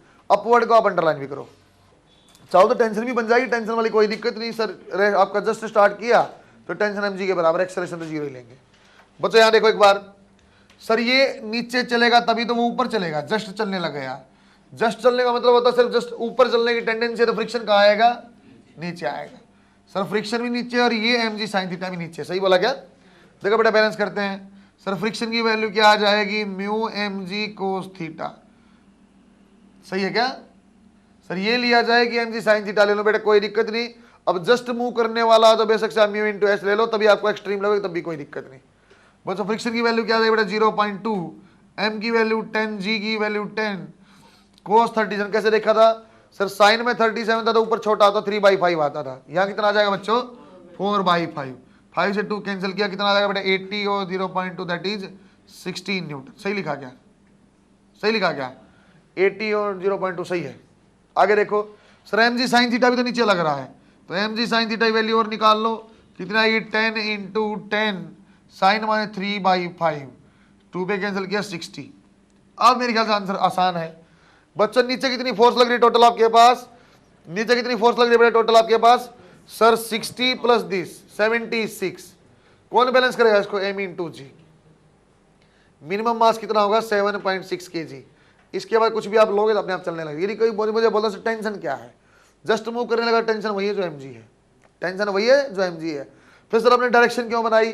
सर डायरेक्शन मैंने इसलिए बनाई बेटा ताकि मैं फ्रिक्शन को आपको बता पाऊं कि ये ऊपर चलेगा तो फ्रिक्शन नीचे है, इसलिए आपको डायरेक्शन बनानी पड़ी। देखो बना के, यह 2 फोर्स समझ में आपको आई है? 10 kg की 2 फोर्स, एक नीचे एम जी साइन थीटा और एक नीचे फ्रिक्शन। क्यों नीचे फ्रिक्शन? क्योंकि सर ब्लॉक ऊपर जाना चाहता है इसलिए फ्रिक्शन नीचे। सर ये इसको कौन बैलेंस करेगा? ये एम जी। तभी तो मैं जस्ट चलने लग गया। 7.6 के अलावा 7.7 भी होगा तो वैल्यू ज्यादा चलने लग जाएगा ऊपर ही। हाँ बोल क्या हुआ? क्यों माइनस होगा? मैं बोला दोनों एक डायरेक्शन है, तू माइनस क्यों करेगा? अलग ही नियम है। जब ये फोर्स दोनों नीचे लगती है, दोनों एक दिशा में, एम जी साइन थीटा में नीचे और फ्रिक्शन नीचे, तो माइनस क्यों होंगे? ऐसे नहीं समझता भाई तुम, ऐसे समझेगा। देखना, देखो एक बार एफ का मान बताना कि सिर्फ चलने लग जाए। पीछे लगा रखा 10 और पीछे लगा रहा 5। एफ का कम से कम का क्या वैल्यू होगी? चलने लग जाएगा। कब चलने लगा? कम से कम पहले फोर्स 0 हो। फोर्स ये जब बराबर होगा तभी तो नेट फोर्स 0 होगा। बराबर कब होगा? जब ये 10 और 5 15, वही वहां लिखा हुआ है। वो तिरछे भी लिख दिया इसलिए ऐसा लग रहा है ना। नीचे एम जी साइन थीटा भी लगेगा और नीचे फ्रिक्शन भी लगेगा। मैं क्यों लगवाऊंगा ऊपर एम जी कोस थीटा? ऊपर तो मैं सिर्फ जानता हूं टेंशन है। अरे कौन बैलेंस कर रहा है उसको? टेंशन।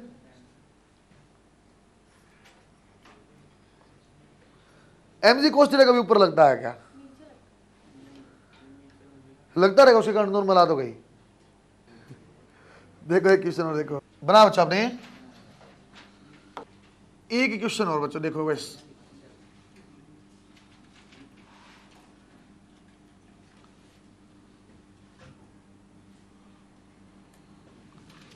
देखो बच्चों एक बार यहां बोल दिया कोई भी मास होगा, मान लो 10 किलो 5 किलो कुछ भी, मुझे कोई फर्क नहीं पड़ता। मैं आपको सीधी वैल्यू बता रहा हूं भाई। यहां पे जो फ्रिक्शन है बेटा, लिमिटिंग फ्रिक्शन वो 12 न्यूटन है।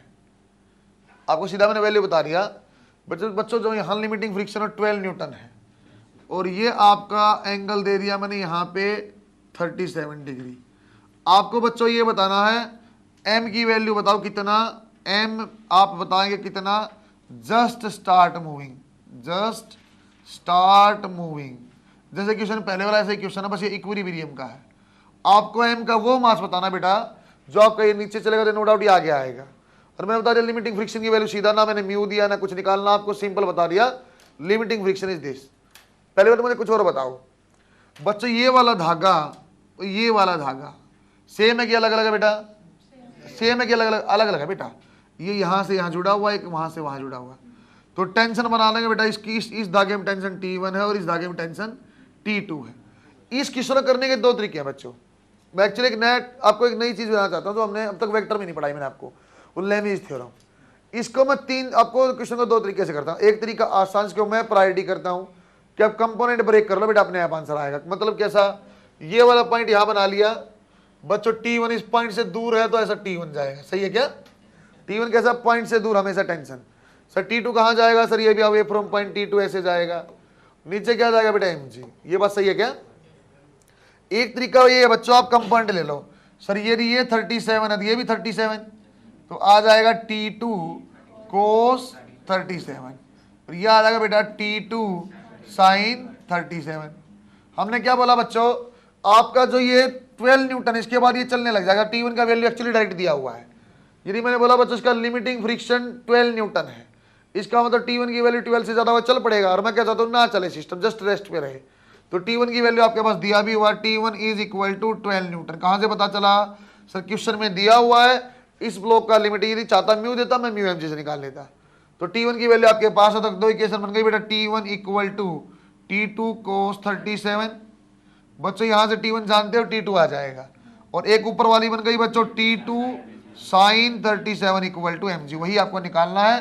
यहां से T2 बन जाएगा, कैसे बनेगा सर, T1 12 है, T2 आप नहीं जानते, ये कितना आएगा 4/5। T2 आ गया बच्चों, T2 यहां पुट किया, m की वैल्यू वही आपसे पूछा है। एक तरीका ये हो गया जो इक्विलिब्रियम है, जिसको मैं प्रायोरिटी देता हूं बच्चों, आप कंपोनेंट कर लो। कंपोनेंट करने का फायदा होता है बच्चों, सो एवरेज सा मेरे जैसा बच्चा ना वो 90 डिग्री से ऊपर कोण होते डरने लग जाता है। जैसे एंगल ग्रेटर देन 90 आएगा ना सर, 120 वैल्यू निकालना, सर 135 उसको दिक्कत लगती है।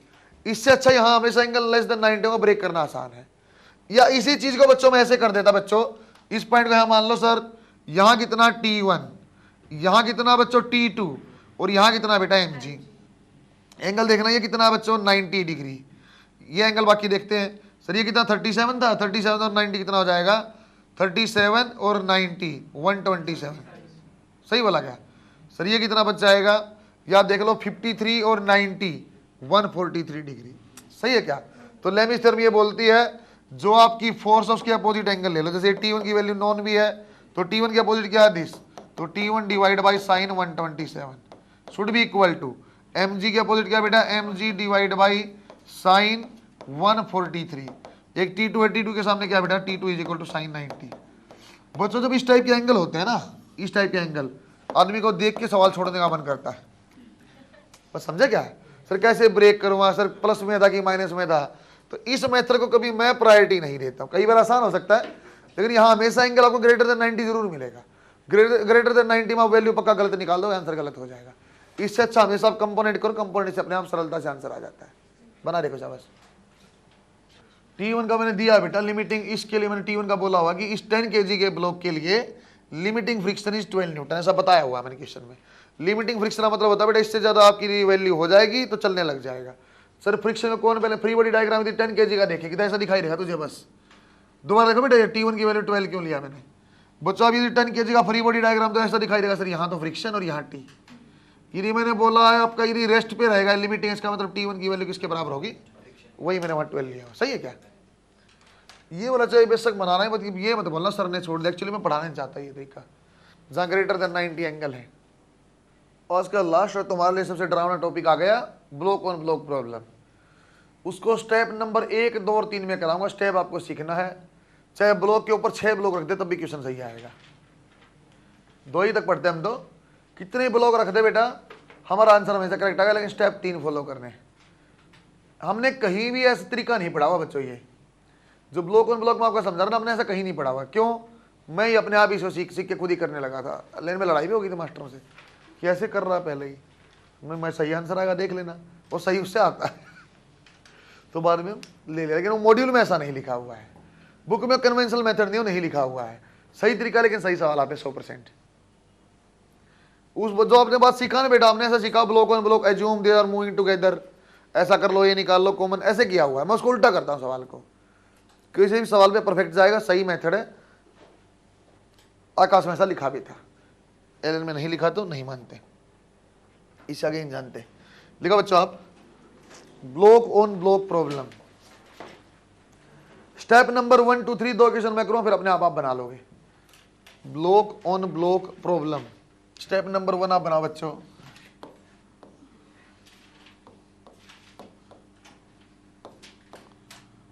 अज्यूम, स्टेप नंबर 1 लिखो बच्चों आप, assume blocks are moving separately. पहला ही उल्टा काम समझे,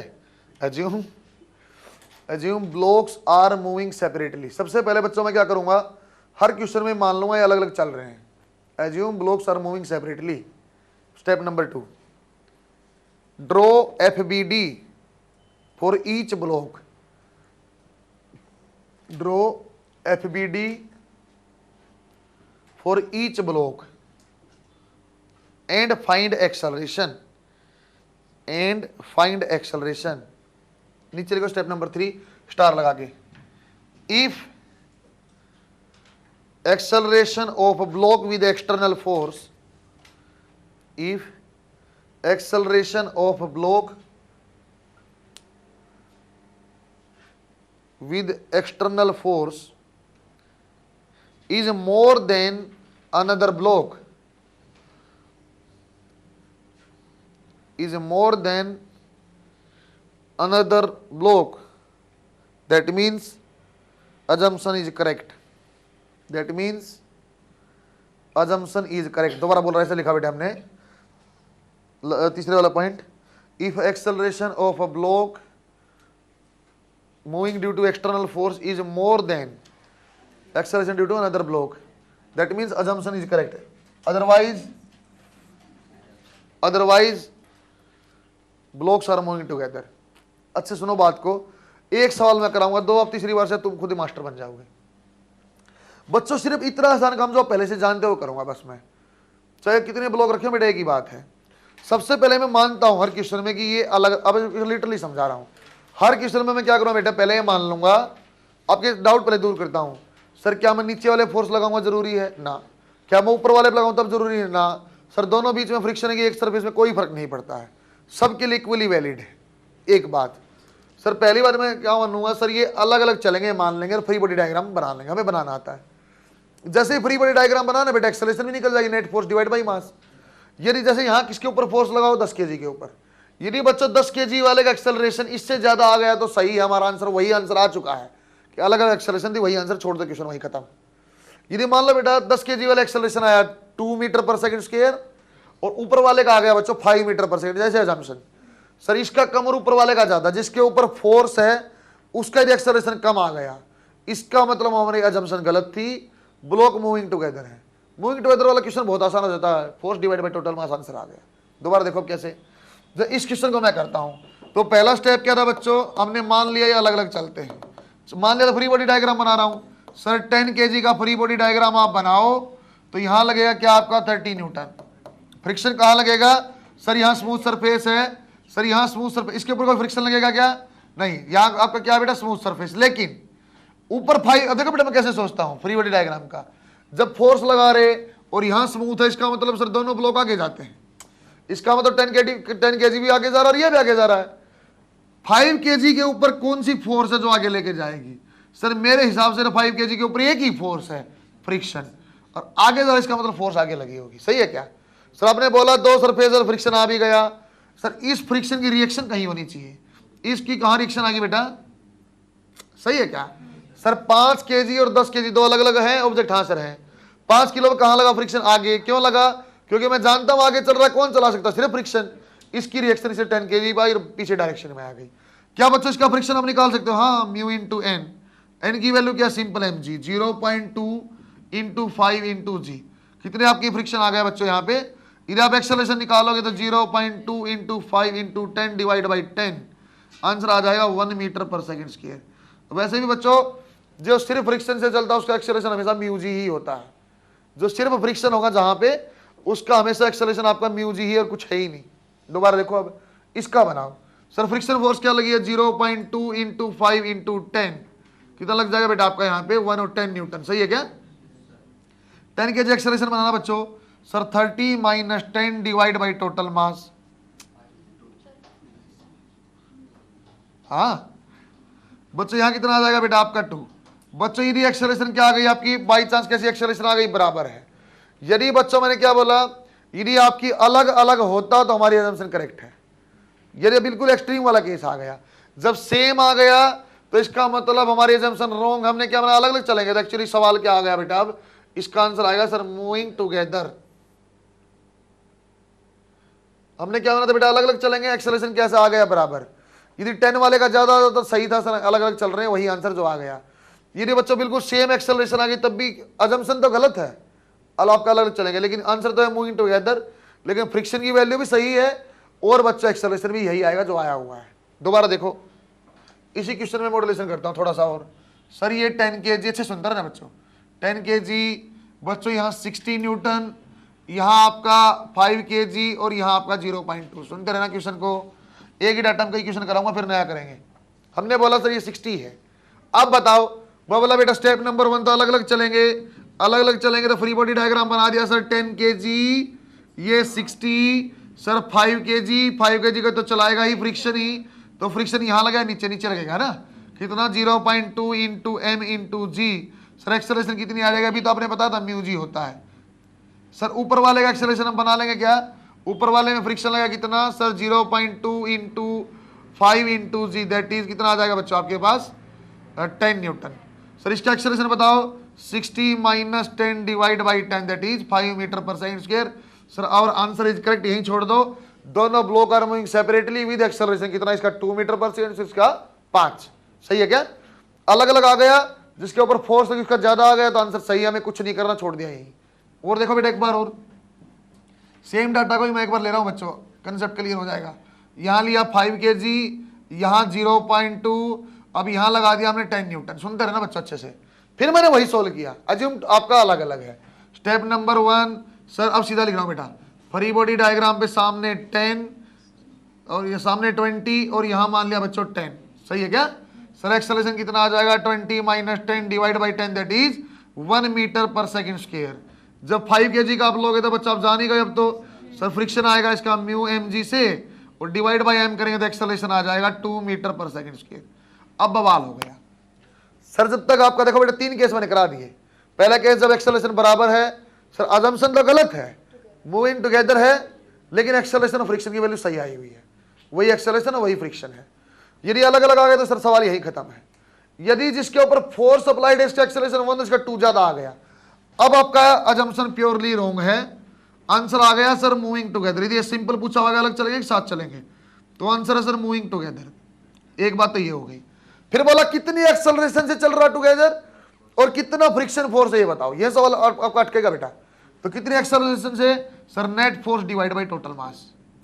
कितनी फोर्स लगी बच्चों आगे 20, टोटल मास कितना 15, सर 4/3 मीटर पर सेकेंड स्क्वायर से चलता है एक्सेलरेशन। एक पार्ट ये कंप्लीट।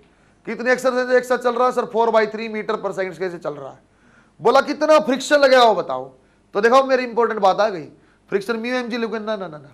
मैंने क्या बोला था बेटा, ऊपर वाले ब्लॉक को तो चला ही फ्रिक्शन रहा है। यदि फ्री बॉडी डायग्राम में बनाऊंगा 5 किलो का, अरे कौन चलाता फ्रिक्शन, एक्सेलरेशन तुमने पहले ही बता दिया उसका, अरे एक्सेलरेशन तुमने पहले ही बता दिया, मूविंग टुगेदर में ये एक्सेलरेशन है। तो फोर्स क्या आएगा बेटा, एक्सेलरेशन दिया हुआ तो F is equal to ma, friction कितना आ जाएगा 20/3। बात समझ में आई आपको। हर क्वेश्चन में मूविंग सेपरेटली मानना, अलग अलग एक्सेलरेशन यदि आ गया अप्लाइड फोर्स का ज्यादा तो बात खत्म, छोड़ दो क्वेश्चन को। जैसे बच्चों यहां जो था बराबर आ गया, अजम्पशन तो गलत हो गई मूविंग टुगेदर, लेकिन यदि कोई मुझसे पूछा है कि एक्सेलरेशन क्या, तो 2 मीटर पर सेकंड स्क्वायर है। यदि कोई मुझे फ्रिक्शन क्या, तो फ्रिक्शन भी आया हुआ सर, जो आया हुआ आपका 20, तो वही आंसर है। सही है क्या। लेकिन बच्चों जब आपका केस आता है इस टाइप का, तो फिर आपका डिफरेंस आता है, सर ये आपका जो है एक्सटर्नल वाला ज्यादा आ गया, ठीक है बात खत्म। यदि कम आ गया, यदि कम आ गया तो मूविंग टुगेदर पहला आंसर। सर एक्सेलरेशन क्या आएगा, फोर्स डिवाइड बाय टोटल मास आएगा, और सर फ्रिक्शन क्या आएगा। फिर मैंने डायलॉग याद किया, अरे 5 किलो के ऊपर चलाने वाली कौन सी फोर्स है, मुझे कुछ दिख नहीं रही, सिर्फ फ्रिक्शन। और एक्सेलरेशन आप पहले ही बोल रहे हो 4/3 है, तो कितना आना चाहिए बेटा, मास इंटू दिस। सही है क्या।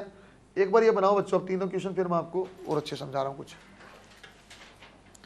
एक क्वेश्चन मैं करूंगा बच्चों, फिर जैसा बोला ऐसा क्वेश्चन आप कर लोगे। आपके दिमाग में अब तक इतनी बात, इस मल्टी ब्लॉक में आपको इतना बात समझ में आना चाहिए, एक्सेलरेशन यदि सर बराबर है और यह एक्सटर्नल वाले की कम है तो मूविंग टुगेदर आंसर है। सही है क्या। और यदि एक्सटर्नल फोर्स वाले की आपकी एक्सेलरेशन ज्यादा है, सेपरेटली मूविंग, और आंसर आ गया है। मूविंग टुगेदर के लिए हमें दोबारा फिर एक्सेलरेशन ऐसे निकालनी पड़ती, फोर्स डिवाइड बाय मास, और फ्रिक्शन कैसे आएगा बेटा, एक्सेलरेशन इनटू आपका मास। सही है क्या। एक दो क्वेश्चन मैं कराऊंगा, परफेक्ट हो जाओगे। अभी 2 क्वेश्चन मैं कराऊंगा, आपकी वो शंकाएं मिटाऊंगा मैं। सर सिर्फ नीचे फोर्स आपने लगाई, नीचे हमेशा स्मूथ रहेगा क्या, तो एक बार मैं फोर्स ऊपर भी लगाऊंगा और एक बार नीचे बर्फ लूंगा, फिर आप कुछ भी क्वेश्चन कर पाओगे। बच्चों जब ये मल्टी ब्लॉक में सवाल कभी पूछेगा ना, वो आपसे मूविंग टुगेदर में फ्रिक्शन पूछेगा, क्योंकि आप भाग के लिखोगे म्यू एम जीरो, आंसर होगा नहीं। आपसे जब सवाल अच्छा पूछना होगा ना, आपसे मूविंग टुगेदर में फ्रिक्शन पूछेगा, म्यू एम जी आंसर नहीं होता। फिर मैं कैसे करूंगा, पहले एक्सेलरेशन निकाल लूंगा, फिर एम इंटू ए आंसर है। एक मैं करता हूं क्वेश्चन, एक आप करना, फिर दोनों रफ सरफेस वाला लास्ट में मैं करूंगा। जो ये करवाऊं में थोड़ी मेरी मदद करना, डायरेक्शन थोड़ी बताना बस। बना बच्चों आपने एक क्वेश्चन बच्चों, पहले मैं बनाता हूं ऊपर फोर्स वाला, थोड़ा सा मदद करना। देखो अब यहां से आपको बहुत चीजें क्लैरिफाई हो जाएंगी बच्चों। बेटे डाटा मैं वही रख रहा हूं, भी नीचे स्मूथ सरफेस है। ये बच्चा आपका 10 kg, ये आपका 5 kg, बच्चों म्यू की वैल्यू आपकी वही 0.2। फोर्स बेटा इस बार ऊपर लगा दिया हमने यहाँ पे 50 न्यूटन, ऐसी फोर्स आपको लगाइए। मैं करता हूँ बच्चों, और सेम ऐसा ही क्वेश्चन, ये 10 kg, ये 5 kg, 0.2, और बच्चों यहाँ आपको लगा दी है 12 न्यूटन फोर्स। ये आप करना। देखो बच्चों इसको मैं करके दिखाता हूँ। पहले मैं कैसे करूँगा बेटा, स्टेप नंबर 1, आराम से पहले फ्री बॉडी डायग्राम बनाओ, डायरेक्शन देखो। सर सबसे पहले कहाँ सर, 55 kg के ऊपर, 50 के आपका 5 kg के ऊपर ऐसी 50 न्यूटन फोर्स लगी। सर ये आगे जाना चाहता है, बीच में रफ सरफेस है, रिलेटिव मोशन को फ्रिक्शन अपोज करता। कहाँ लगा बेटा फ्रिक्शन, यहाँ लगेगा। एक बात, जैसे ही मैंने यहाँ लगा दिया ना बच्चों, तो 10 kg का आंसर अपने आप आएगा। 10 kg फ्रिक्शन कहाँ लगेगा बच्चों, सर इसकी रिएक्शन है तो इसलिए यहाँ लगेगा। ठीक है, फ्रिक्शन की वैल्यू निकाल दो। पर फ्रिक्शन होता है sir mu into N, N होता है ऊपर कितना वेट रखा हुआ है। म्यू माने ये आ गया, ये आपका 5 आ गया, 10 कितना आ जाएगा बेटा यहाँ 10 न्यूटन। सही बनाया क्या, फ्रिक्शन यहाँ भी क्या आ जाएगा 10 न्यूटन। 10 किलो वाला एक्सेलरेशन क्या आ जाएगी 10 divide by 10, that is 1 metre पर सेकेंड स्क्वायर। बच्चों ऊपर कितना एक्सेलरेशन आ जाएगा sir 50 minus 10 divide by 5, 8 metre पर सेकेंड स्क्वायर। अरे क्या बोला था आपको, जिसके ऊपर फोर्स लगी हुई है उसका एक्सेलरेशन ज्यादा आएगा, तो इसका मतलब क्या, मूविंग सेपरेटली सही आंसर है बेटा। इसके ऊपर फोर्स लगी उसका कितना आंसर आया 8, जिसके ऊपर फोर्स लगी हुई इसका कितना एक्सेलरेशन है 8, जिसके ऊपर नहीं लगी उसका आंसर क्या बेटा 1। सर सही है, यही फाइनल आपका आंसर है। Block are also moving separately. सही है क्या। इस क्वेश्चन को देखो एक बार और, मैं ही बना दूं क्या बच्चों। 5 kg का जब फ्री बॉडी डायग्राम आप बनाओगे, यहाँ पे सामने कितनी फोर्स है 12, फ्रिक्शन कैसे लगेगा सर, यहीं लगेगा फ्रिक्शन। और एफ की वैल्यू कितनी थी बेटा, म्यू इंटू एम इंटू जी। कितना आंसर था बच्चों 10 न्यूटन। बच्चों यही आपका 10 कहाँ लगेगा, 10 kg के ऊपर इसकी रिएक्शन लगेगी। सर सुनते हैं ना बच्चों अच्छे से, अब आप क्लियर होने लग जाएगा। 10 न्यूटन सर इसका एक्सेलरेशन, 10 kg का एक्सेलरेशन कितना आ जाएगा 10 divide by 10, that is 1 metre पर सेकेंड स्क्वायर। सर यहाँ एक्सेलरेशन कितना आ जाएगा 12 माइनस 10 डिवाइड बाई 5, 2/5। सर बवाल हो गया हमारे लिए। आपने बोला था जब इसकी वैल्यू यदि कम हो जाए जिसके ऊपर फोर्स लगा, तो इसका मतलब आंसर जो आपने जो बनाया है ये रॉन्ग है। Block are not moving separately. सही है बेटा। अब देखो बच्चों, अब आप समझ जाओगे बात को, कट किया तो आंसर क्या आ गया बच्चों यहां से। सर आंसर आपका पहला आंसर मूविंग टुगेदर। अगला आंसर सर मूविंग टुगेदर, तो एक्सेलरेशन आप बता दो। तो एक्सेलरेशन कैसे निकालता बेटा मैं, force divide by mass. Force क्या टोटल 12, मास क्या इतना, तो कितना आ जाएगा बच्चा आपका 4/5। ठीक आ गया, छोड़ दो। सर एक काम करो, फ्रिक्शन बताओ। देखो मैं फ्रिक्शन कैसे बताता, इन दो में से ऐसा ब्लॉक कौन सा जो सिर्फ फ्रिक्शन से चलता है, 10 kg। तो मैं फ्री बॉडी डायग्राम बनाता बच्चों 10 kg का। बात समझ में आई है। 10 kg के ऊपर चलाने वाले एक ही फोर्स है, कौन सी, फ्रिक्शन F। और इसका एक्सेलरेशन मैं पहले ही बना चुका, कितना बेटा 4/5। कितनी फोर्स आ जाती फ्रिक्शन की sir, mass into acceleration 8 Newton. बात समझ में आई आपको। ऐसा कौन सा ब्लॉक है जो सिर्फ फ्रिक्शन से चला सर 10 किलो। एक्सेलरेशन मैंने पहले बोल दिया दोनों की सेम है, कितनी 4/5। तो फ्रिक्शन क्या आ जाएगा m इंटू ए आंसर। सही है क्या। अब आप बना लो, क्या बना देखो, पता नहीं, अरे बना लोगे अब, गुड। ये उससे ज्यादा आसान तरीका है, क्योंकि जब मूविंग सेपरेटली है तो आंसर आपका पहले आएगा, आपका कुछ नहीं छेड़खानी करना। टुगेदर है, एक्सेलरेशन निकाल ली, एक्सेलरेशन निकालते m इंटू ए आंसर हो जाता फ्रिक्शन का। आप फ्री बॉडी डायग्राम से चेक कर लेना बेटा, बाद में क्रॉस चेक करने का तरीका भी है इसका। जैसे आपका फ्रिक्शन निकला यहाँ 8, आप चेक करना चाहते हो तो इसकी फ्री बॉडी में देख लो, ये 12 है, पीछे 8 है, तो कितना एक्सेलरेशन आया देख लो, 12 माइनस 8 डिवाइड बाई 4। हाँ वही तो बोला हमने 4/5 सर। सही है क्या, वो क्रॉस चेक हो जाए कोई दिक्कत नहीं, लेकिन 10 वाले से निकालना आसान है, जिस पे फ्रिक्शन है, ओनली फ्रिक्शन है, उस पर आसान है। दो बातें क्लैरिफाई होगी, चाहे फोर्स आप नीचे लगाओ सर, चाहे ऊपर लगाओ। एक यदि अब सरफेस है उसका सवाल आपको आता है, इतने सवाल तुमने नर्चर में भी नहीं किए होंगे। कोई है नर्चर वाला बच्चा, किए थे। यह एक्चुअली ऐसा पढ़ा रखा कि अजूम दोनों एक साथ चलते हैं, अलग अलग होते हैं, दिक्कत हो जाएगी। अजूम एक साथ में मानता तो उसमें फ्रिक्शन निकालने में दिक्कत होती शुरुआत में, क्योंकि फ्री बॉडी डायग्राम से नहीं समझा सकते, क्योंकि बच्चा रट्टा मार गया म्यू इंटू जी फ्रिक्शन है, म्यू एम जी से फ्रिक्शन आता है। एनएलएम फ्रिक्शन में 3 चीजें लिखने की होगी बेटा, A is equal to G tan theta था, एक चेन वाला था, और एक और आज क्या करवाया था आपको, 2 चीज थी, एक आपको जी टेन थीटा वाला करवा रखा, एक चेन वाला आज बोला।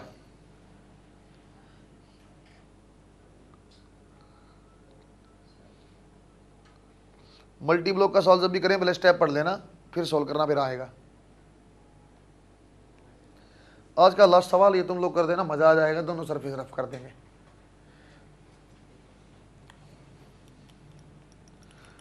क्वेश्चन बेटा पेपर में यहां तक आएगा। रिलेटिव मोशन बचा हुआ था, रिलेटिव मोशन और बच्चों एनएलएम और फ्रिक्शन। कल वर्क पावर पढ़ाएंगे ना, थर्मल ना, थर्मल सब बच्चों तुमने पढ़ी हुई क्या? कुछ बच्चे बाद में आए हैं यार। हाँ लेकिन अगली बार जो भी टेस्ट होगा उसमें यूएनडी से लेके और आगे तक का सारा आएगा। जैसे मैं वर्क पावर और सर्कुलर पढ़ा दूंगा तो ज़्यादा सेंटर ऑफ मास को जैसा होगा, लेकिन पेपर दूंगा मैं वर्क पावर सर्कुलर का, करवा तो मैं सेंटर ऑफ मास भी दूंगा, लेकिन मैं वर्क पावर सर्कुलर उसके क्वेश्चन देंगे जैसे 35 10-12 क्वेश्चन देंगे पिछले पोर्शन के, जो आपका यूएनडी से लेके बेसिक मैथ का, इनेमेटिक्स हो गया, एनएलएम फ्रिक्शन हो गया, वहां तक का वो तो आपने पढ़ा हुआ है, वो भी नहीं पढ़ा हुआ। बच्चों एक सवाल आप लोग करो, आप कंसेप्चुअली अच्छे से करना बेटा, आपका आंसर अपने आप आने लग जाएगा।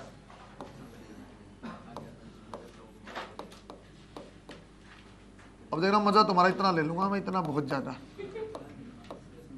सरप्राइज हो जाओगे तुम। ये लो, दोनों रफ सरफेस है बेटा। बच्चों मुझे सिर्फ एक बात तुम बता दो ऐसे ही, एक मैं थोड़ा सा आपको जब मदद करना चाहता हूं तो सिर्फ मैं ये पूछना चाहता हूं यार, ये 10 kg वाले पे एक तो बात समझ में आ जाएगी सर, देखो 60 यहां लगेगा,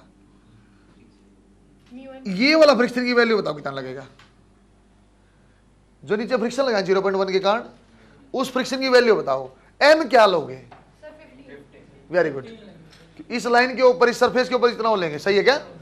देखो बेटा कैसा दूसरा फ्रिक्शन डायरेक्शन कैसे आएगी फिर? 0.1 ठीक है, 15 ठीक है, 10 ठीक है, कितना हुआ? 15। सर अब भी आगे जाने की टेंडेंसी है, अब भी आगे जाने की टेंडेंसी है, तो अगली फोर्स कहाँ लगेगी बच्चों? फ्रिक्शन वाली यहाँ, वो हमने पहले निकाली हुई है, 0.2 × 5 × 10 दैट इज 10।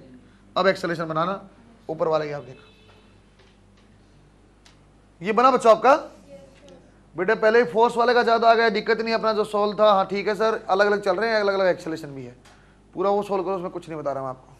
उस वाले सवाल में आपको बताना है, पहला सवाल की मूविंग टुगेदर की अलग अलग, टुगेदर तो इक्वेशन आपका एक्सेलरेशन क्या है, यदि एक्सेलरेशन भी है तो दो ब्लॉक के बीच में फ्रिक्शन क्या है, और धरती में उसके बीच में फ्रिक्शन क्या है, वो आपके 3 टॉपिक बन गए। अब फ्रिक्शन हो जाएगा, दोनों की वैल्यू बतानी।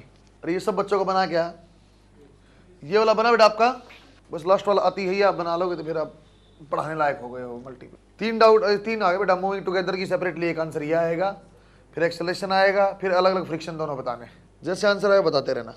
ये बताओ मुझे पहले मूविंग टुगेदर है कि पहले सेपरेटली नहीं है, पहली बात ये आ गई। टुगेदर में क्या बोला बेटा आपने?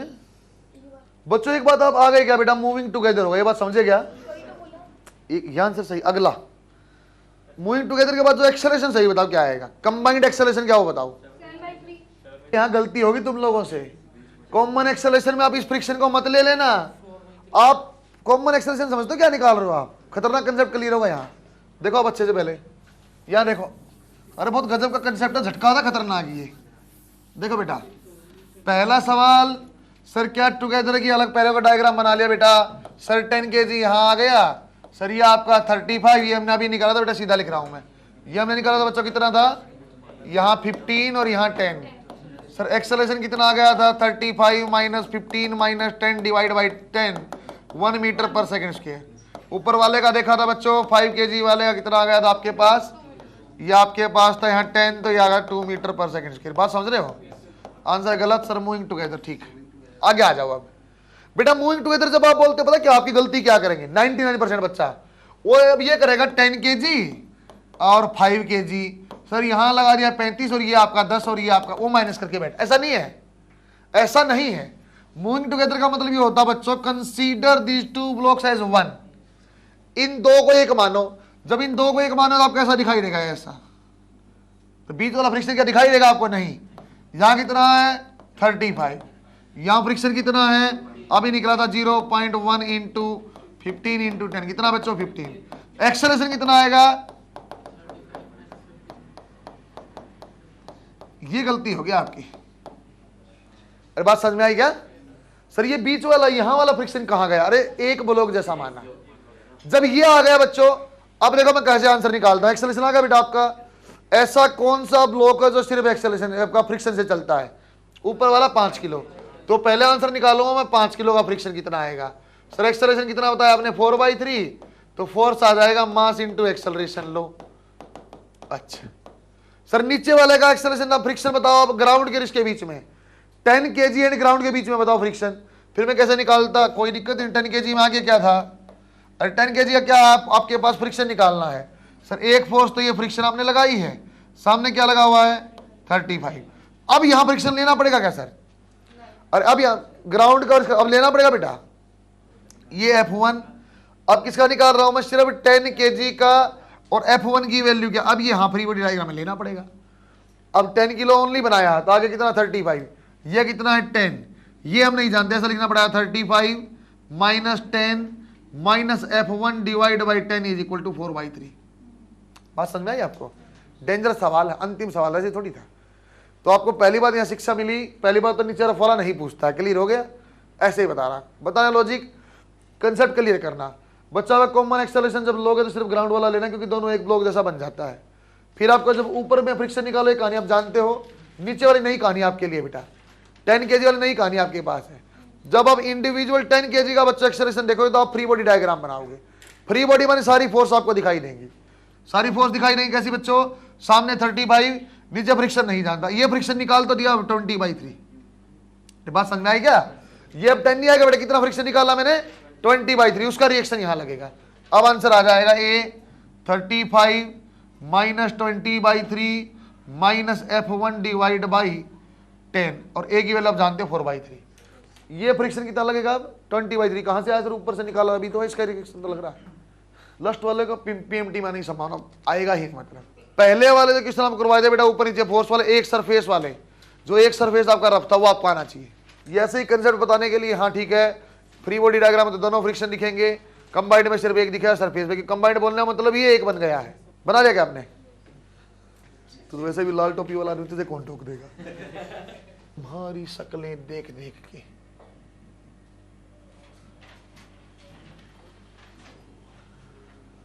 कंसेप्ट सिखा रहा था ना, सीख पाए तो अच्छा, वरना एक सरफेस वाले तक आना चाहिए आपको।